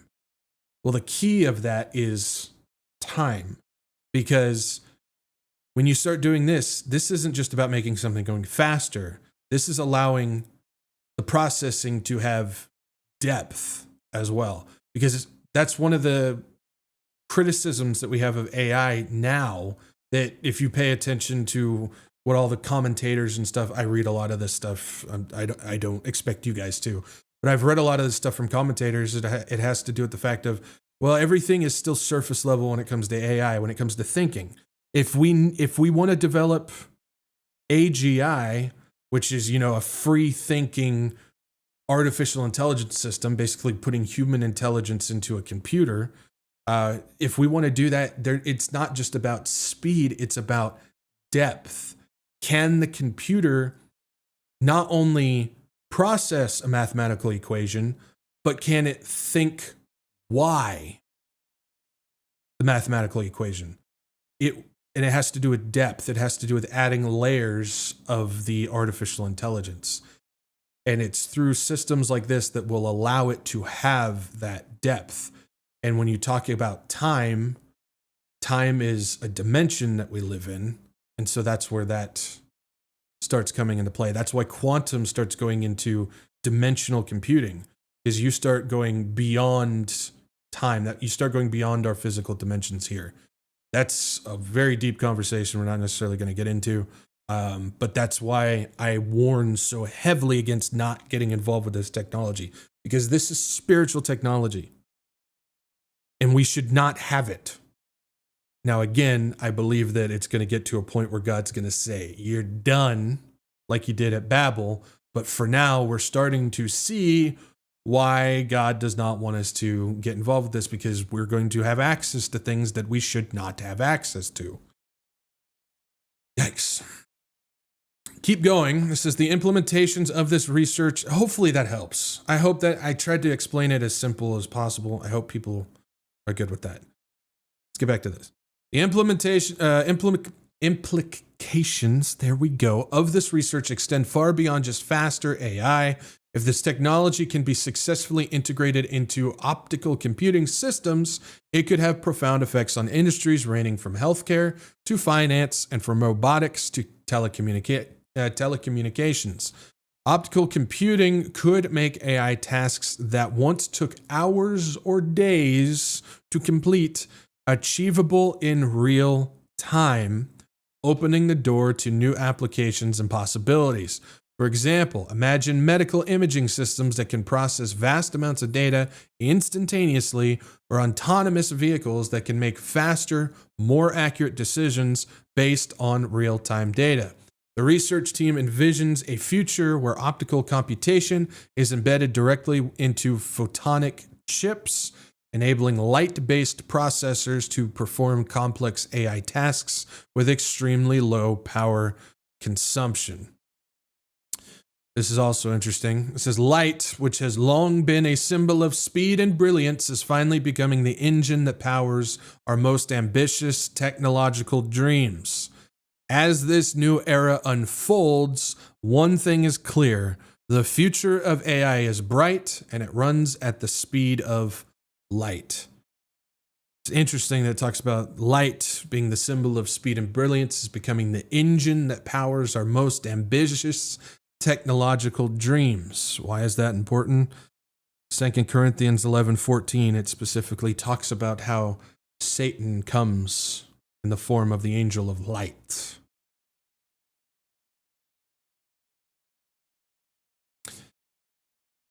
Light will power, or is the engine that powers the most ambitious technological dreams. Go back to Genesis 11 and the Tower of Babel. It was the ambitious dreams of accomplishing what God did not ordain for us. And it's the same thing with what we're witnessing with technology now. The exact same thing. Now we also have this one coming just like a week earlier. It says researchers at Tsinghua, I don't think that's correct. Tsinghua, we'll just say that, University developed the Optical Feature Extraction Engine, or OFE2, an optical engine that processes data at 12.5 gigahertz using light rather than electricity. Why is this important? Because you would need this processing system for that chip that we were just talking about before to make them work together. Because you need a processing unit that can process at the speed of light and the optical chip that's able to send those signals. So you need both of them. So this innovation pushes optical computing towards real-world high-performance AI. This is a team led by Professor Hongwei Chen at Tsinghua University in China developed a groundbreaking device known as the Optical Feature Extraction Engine, or OFE2. This is operating at an impressive 12.5 gigahertz. This system achieves a single matrix vector multiplication in just 250.5 picoseconds, the fastest known result of this type of optical computation. 250.5 picoseconds is roughly equivalent to the speed of light, to say the least. The team also applied OFE2 to digital trading, where it processed live market data. So this is a real life application that they tested this thing. It says the team applied this system to digital trading, where it processed live market data to generate profitable buy and sell actions. After being trained with optimized strategies, OFE2 converted incoming price signals directly into trading decisions, achieving consistent returns. Because these calculations happen at the speed of light, traders could act on opportunities with almost no delay. Why is this important? If you look at how a trader in the stock market works today, there's only one guy with one brain that's able to look at so many charts and bars and announcements and tidbits here and there in order to try and develop a strategy for one specific trade. So you gather all this information for this trade, you gather the information for that trade, and you can only do it, so fast. With this thing, it's able to gather every ounce of market data in real time as it's coming in, and it's able to pop out trade here, trade there, trade there, trade there, trade hundreds of trades in real time because it's able to intake every ounce of market data all at the same time. That includes what's coming in in real time as well as historical trends. And it's able to pop out hundreds of trades in real time, much faster than any human can do. And for the most part, it achieved consistent returns and all of that. That is for trading. One system can do that. Imagine what would happen in medical, military, government, and everything else that you can think of. It's able to gather all data instantaneously, process it instantaneously, and spit out hundreds of computation algorithms at once. I won't even add on to that. I'll just let you think of what could become of something like that. That's what they're building. That's currently what they're building. And then we have this on top of it. This new Chinese optical quantum chip, allegedly 1,000 times faster than NVIDIA's GPUs for processing AI workloads. Firm reportedly producing 12,000 wafers per year. This comes out November 14th. It says NVIDIA is also investing in similar optical quantum technology. NVIDIA is important because they're the biggest company in the world. And they're a part of both of the networks in China and the United States. They're involved with both. So a Chinese firm has developed an all-new optical quantum computing chip that is closing the gap, called the world's first scalable industrial-grade quantum chip. The chip's developer claims it is 1,000 times faster than NVIDIA's GPUs at AI tasks and is already being used in some industries, including aerospace and finance. The chip in question was built by the Chip Hub for Integrated Photonics Explorer, or ChipX, and is based on a brand new co-packaging technology for photons and electronics, And it claims that it is the first quantum computing platform to be widely deployable. Again, quantum, we start getting into dimensional computing. We start getting into spiritual computing. It's computing that breaks the laws of physics. It's computing that breaks reality. And they just want to start sticking these things in everything. That's a problem. All of these factors have reportedly allowed systems with these quantum chips to be deployed in just 2 weeks compared to 6 months for traditional quantum computing. So it's much faster to get these things out. Its design also allows these chips to work in tandem with each other, just like AI GPUs, with deployments allegedly being easily scaled up to support 1 million qubits of quantum processing power. Chip X optical quantum chips uses light or photons as the information carriers for qubits rather than matter-based materials. So again, this quantum system, it would not work if we were just using the basic materials and mechanical, electrical signal stuff. It has to start switching over to light in order for it to work. And light has many advantages over raw electricity for computer processing. It takes up no physical space, generates no heat, and travels more efficiently and faster than electricity. However, the current Achilles heel of China's new quantum chip has been the difficulty to produce these chips in large numbers due to the delicacy of the materials used. The facilities responsible for producing these chips are reportedly producing 12,000 wafers per year, with each wafer yielding about 350 chips. That's a relatively low production volume compared to typical semiconductor fabs. Also worth noting when it comes to this and the whole light situation with data and energy and everything, we've talked about this. We talked about it, I think, like 2 years ago, something like that. Man, that was a long time. It was 2023 we talked about it. How they're able to take human body energy and power electronics utilizing light. They're able to use things like LEDs, camera lenses,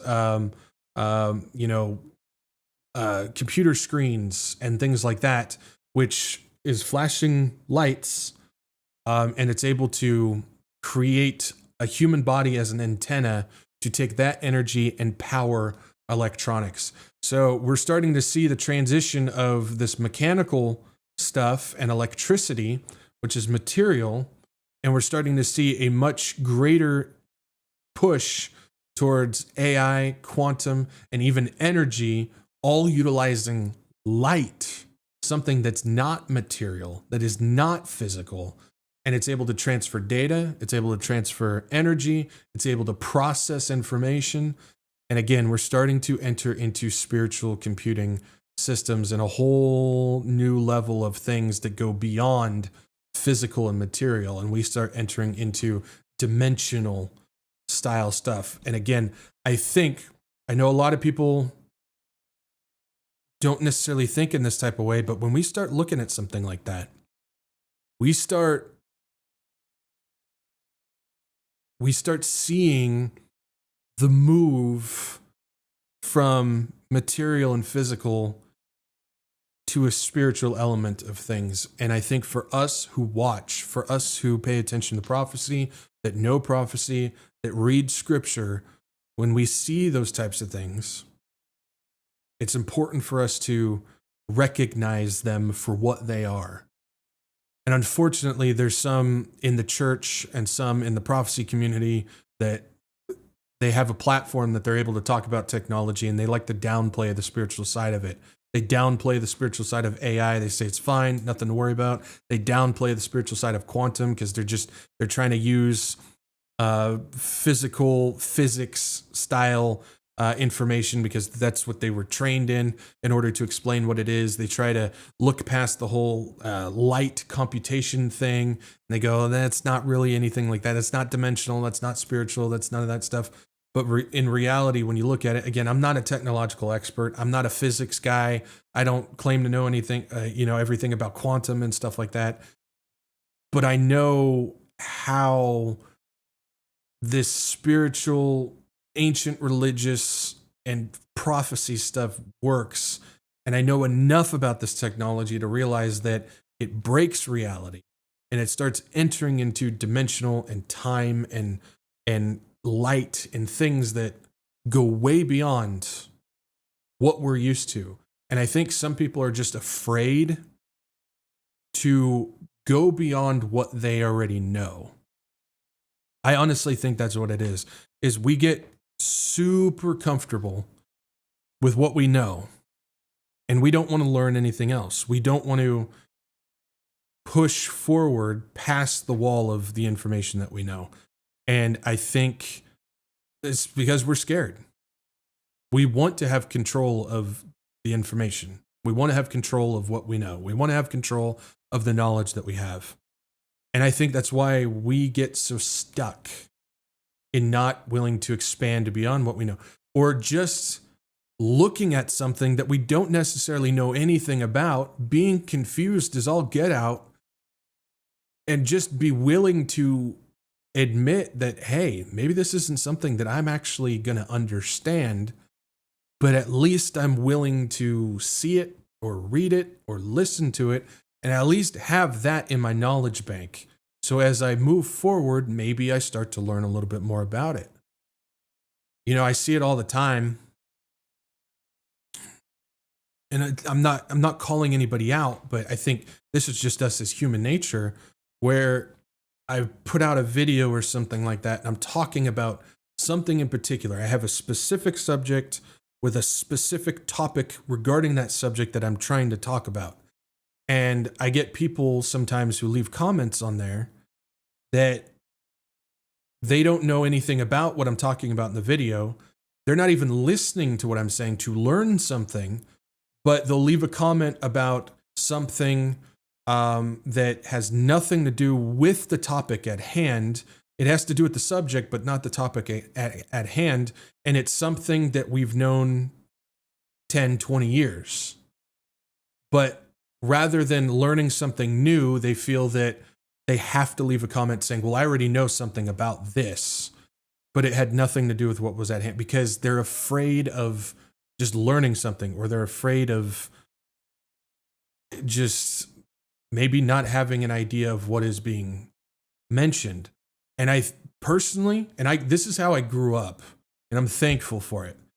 I grew up always being the youngest, the most inexperienced, and I'll just say it, the dumbest sitting at the table.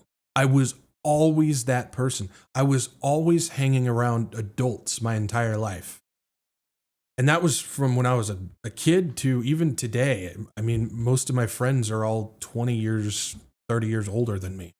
And so I was always the dumbest. And so I never really had a voice at the table, but I was always intaking experience and wisdom and information that I don't know about. And I'm sitting there confused and I don't understand it, but yet I'm still just taking it in. And so I don't think that so much scares me. I mean, there's some subjects that I look at and I'm like, I don't even want to attempt to try to get through the first barrier, because that's a project. Everybody has that. But still, I think there's a lot of people that didn't have that opportunity growing up, and I was thankful that I had that. And so when it comes to this technology, when it comes to these things, I think people are just scared of the unknown. They're afraid of what they don't know. And I think if we're just willing to just intake, not necessarily come up with an opinion or try and understand it or anything like that, just intake the information and just hold on to it, you'll be surprised at what you learn. There's a lot of this stuff that I didn't go and seek out. I just gathered bits and pieces over years. And because of that, I was able to start to learn more and understand it over years, even though I wasn't actively seeking it out. I don't know. I just kind of went off on a little rabbit trail on that, but I think it's important, especially when it comes to technology, because there's a lot of stuff on this that you may not understand, but if you can just get the basic points of it, I think it'll help us in the long run when it comes to viewing what's going on with prophecy and technology at the same time. So I think that's important on that. I had a few other things that we were going to talk about tonight, but I think that's actually a good place to stop, and we're at the time limit anyways, so I think that's a good place to do it. So maybe I'll take this stuff and I'll throw it in on Friday's Wretched Recap, and you guys can catch it there. Um, but yeah, I guess what I can say though, just kind of closing this out on the conversation here, is I believe that this technology that we're witnessing right now, which is fast tracking towards spiritual technology, I think what we are witnessing right now, if you're willing to see it, is Satan's attempt to unite. Now, I've heard the theory of people, AI is the Tower of Babel. It's not. AI is not the Tower of Babel. That's not how that works. The Tower of Babel was much more. It was a whole system of many different things. And we're seeing all those things come to fruition, but it's not just AI that's doing that. AI is a part of it. It helps make it happen, but it's not the tower itself. But that does not mean that it's not playing a part, at least right now in today's environment of building the system. And as long as we can recognize that and see it, I think that's important. Because if we can see it through that lens, I think we're more inclined to avoid AI as opposed to those who just view it as something materialistic. And those are the ones who are more inclined to use AI and promote AI. That's why I think it's important that we recognize the spiritual elements to that.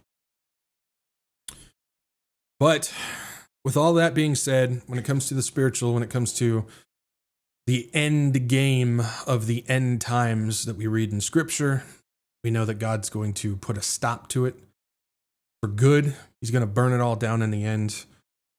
And then there's the decision that everybody must make of, well, I'm going to live forever. Is it going to be salvation and eternal in the presence of God's eternal glory? Or is it going to be an eternity of pain and suffering? And the only way to access living in the glory of God is through his son, Jesus Christ, and his gospel, which is as simple as ABC. A is you admit that you're a sinner. The act of repentance, changing a mind, metanoia, turning from self to Christ. Oh, man. This world is just driving us towards selfish ambition. It's just driving us on a self-seeking path. All this technology that we just talked about, every aspect of it is all selfish. It's all about self-ambition, extending self, awakening and enriching self. Everything about it is self, which is the exact opposite of what God wants for us. He wants us to ditch the self, throw aside the self, and to take up Jesus, to be carried by Jesus. Because that's where life is found. That's where life is found. And so it's through repentance that allows true belief in Jesus Christ. We believe that Jesus Christ is the one and only begotten Son of God, that he came down 100% man, 100% God, the God-man, the one and only.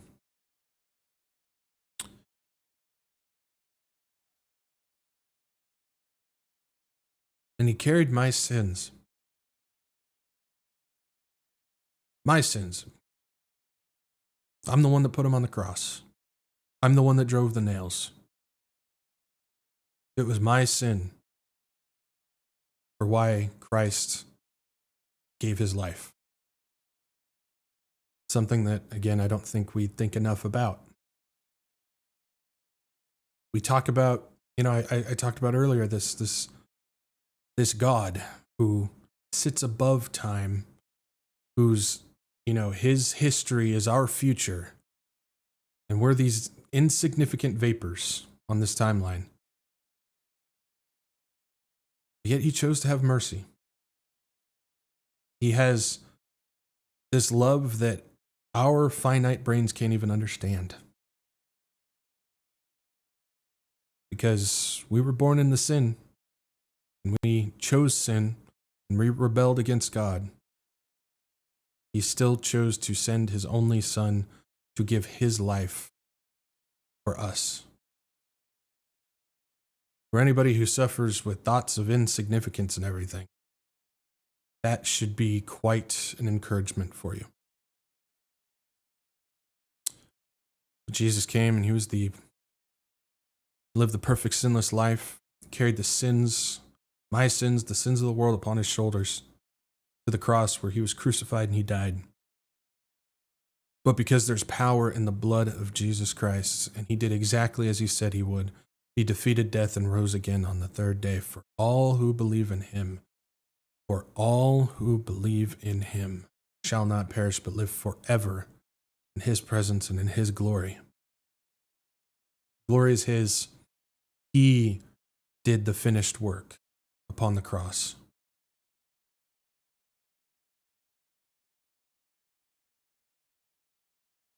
Thank you, Lord.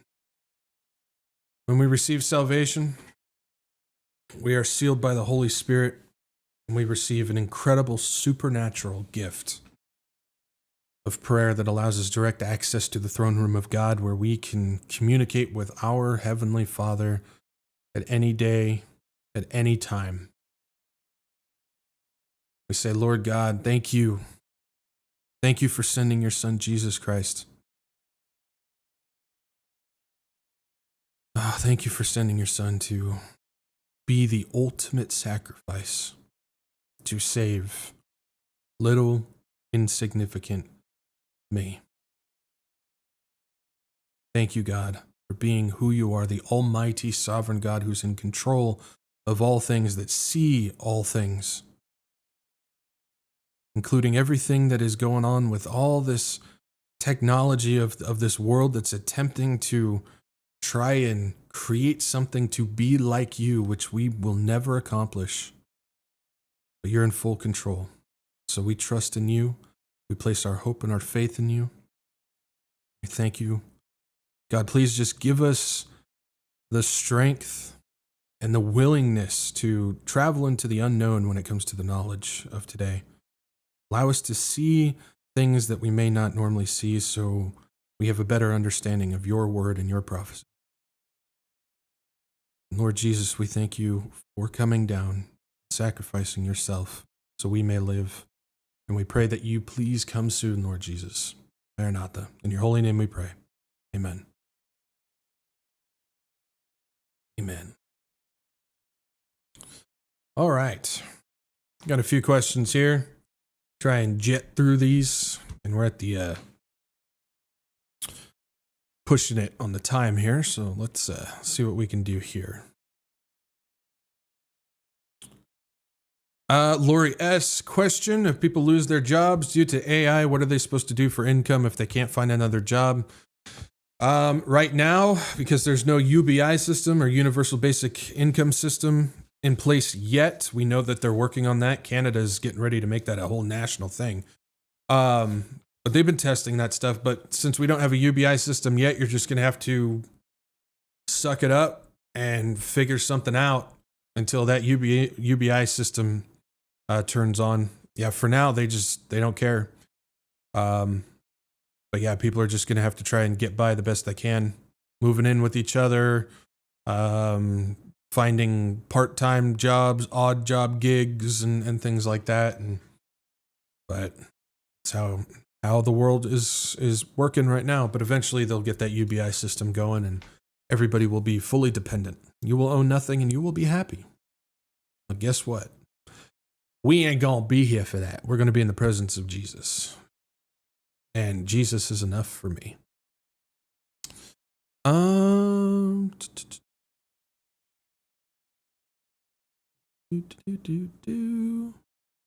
Misfit Mandy, I have a question.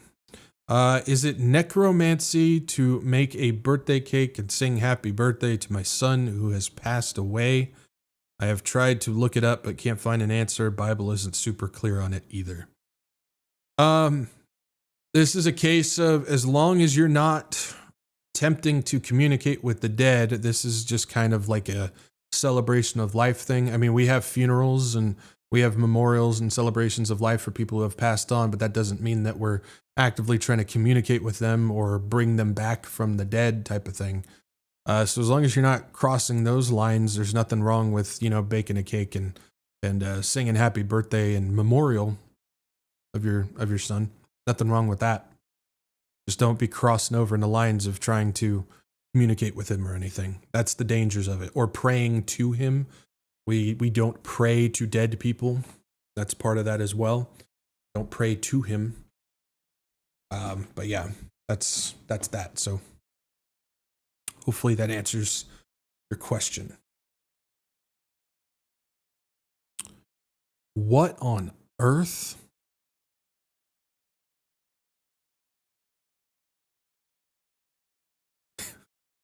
I'm not even going to go there on that one. Just going to leave that one there. Twilight Sunset. Peanut is that's not yours, Peanut. It's a different question, but maybe you know the question that I'm looking at. Twilight Sunset. What do you think about the new cover of The Economist magazine? I used to be one of those people that would try to solve the Economist magazine. They do the yearly What's to Come magazine cover that they do. I used to be one of those people. It's like I can find the hidden messages in there. Nobody can find the hidden messages in there, because how those things work is, they may be putting something in the thing, but how they do it leaves it open for everybody can have 1,000 different ideas of what the Economist magazine means. And nobody knows. Nobody has a clue. They're just making stuff up based on what they look at. So I don't think it's worth putting any time into them. I really don't. Are they fun to look back on and go, I can see that, and I saw that for that year and stuff. Yeah, you can do that, but I don't think there's any benefit at all to attempting to decode it, because there's 1,000 different things that it could mean. So that's my perspective on the Economy magazine. I know there's going to be a whole bunch of people that'll disagree with me. That's fine. I'm used to it. It's you have fun with your theories. Let me know if you're right. Let's see here. Fiona Fapp, question. So Zach, are you saying that they will prevent the AI bubble from popping in order to advance this agenda? I don't want to say anything like that's definitively what's going to happen. Based on what I'm seeing, the Genesis mission would fall apart if the AI bubble popped. I just don't see that happening. I think even though it looks like a bubble and it appears and operates like a bubble, and people can see in the market that it's like a bubble because it's propping up our economy, that everybody thinks it's a bubble that'll eventually pop. And I see that idea. I do. We've talked about it before. But with this new announcement that's coming out, and half of that bubble being involved in it and being key parts of it, I don't think that they would let it pop. I just don't, because then that would all fall apart on that. And they seem to have quite the clear avenue of agenda in front of them regarding this. So I think what we see right now is they have fed these companies, which inevitably made what looks like a bubble for our economy to appear. But ultimately, they fed these companies in order to make this Genesis mission work. I think that's what we are seeing right now. That's my perspective. That's my thought process when it comes to establishing that. And as of right now, again, I'm not planting my flag and saying that's the plan, but as of right now, that's what appears to be unfolding. So I'll just leave it at that. Maybe somebody will think, oh, you're just pick something. It's a cop out. It's not a cop out. This is just how I operate. I think this is the best way to view these things. That's how I look at it. So, barbecue chip question. Sorry, off topic. Yeah, questions are about off topic stuff anyways. Was transgenderism around in the days of Noah? Yes. Yes, transgenderism goes way back into ancient history. So yes, it was.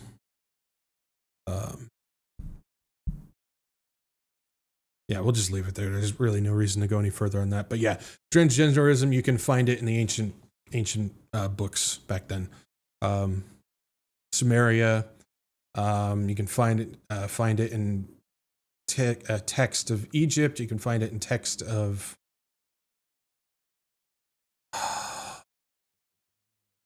there's another one. You can find transgenderism in that, and it has to do with the Hermetic laws of divine feminine, divine masculine that they were trying to do back then. So it's all wrapped around that. And Hermeticism goes way back. Most of the ancient religions apply Hermetic laws on that. So yes, transgenderism was back then. Just a couple more. CL Moody question, with the new internet, do you think the current websites and email will transfer over or will they disappear? I think we're going to get to a point where if they do transfer over, it's not going to be for people to use like we use it now. I don't think we're going to have that access. I think the new internet will be simply for the kings to use and for the technocrats to use and for them to have it so it runs everything based on the information that we have today. I think that's how it would operate. And then last but not least, you're really going to do this again, Stephanie? Come on. Let's see here. Luke Luck likes lakes. Luke's duck likes lakes. Luke Luck licks lakes. Luke's duck licks lakes. Duck takes licks in lakes. Luke Luck likes. Luke Luck likes takes licks in lakes. Duck likes. So how many licks does it take to get to the center of a Tootsie Pop? 3. And we can thank Mr. Owl for that one. So, all right, guys, that's all I got. Thank you guys for joining me today. Appreciate you guys. Usual spiel. If you guys can, like, share, subscribe. Get this out to as many people as you can. It's not about views, not about butts and seats, but it is about getting the warning out to people and getting people to Jesus. So if you guys can do me a solid and like, share, subscribe, certainly appreciate that. Helps us reach people with the gospel of Jesus. Also, if you guys can, follow me, Rumble and Telegram. Those are my backup channels. If I get booted off YouTube, we'll be back up live streaming over on Rumble. So make sure you guys follow over there. Telegram post updates, announcements, and other little things that I can't necessarily put in video format. Make sure you guys follow on that as well. If you don't like Rumble, you don't like Telegram, I completely understand. Just make sure you guys bookmark the WretchedWatchmen.com website. It's your one-stop shop to stay up to date on everything happening with the Wretched Watchmen stuff. You can find the latest podcasts and live streams, announcements, the free book to download, and all that type of stuff is over there. So make sure you guys bookmark the website so you always know what's happening. Last but not least, if you guys like to support this channel and what I got going on, I got donation links down below. CashApp, Venmo, and Give, Send, Go. Channel's not monetized. I don't make anything from ads, views, or anything. I don't sell anything. I don't do any of that stuff. Ministry should be free. The gospel should be free. All of this should be free. And the reason why we're able to do that is because of you guys. You guys are the ones that make this run. Your guys' donations and your prayers and everything, you guys make everything happen here. And I cannot stress how incredibly grateful I am for all of you guys and your support. So thank you guys for that. Yes, thank you. So that's it. That's all I got. Thank you guys for joining me today. A lot of technical stuff, but I think it's important.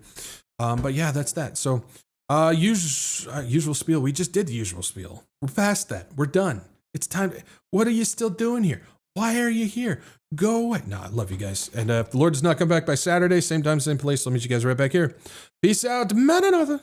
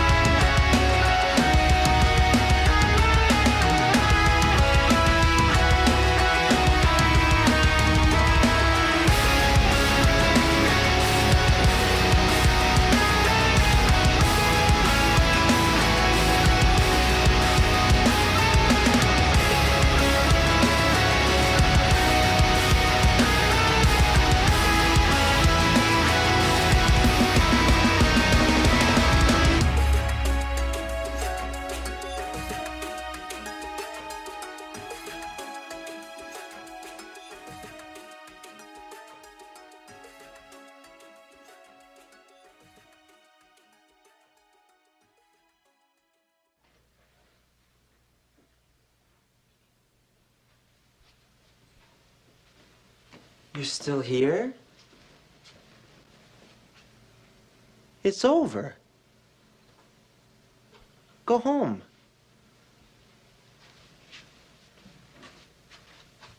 Go.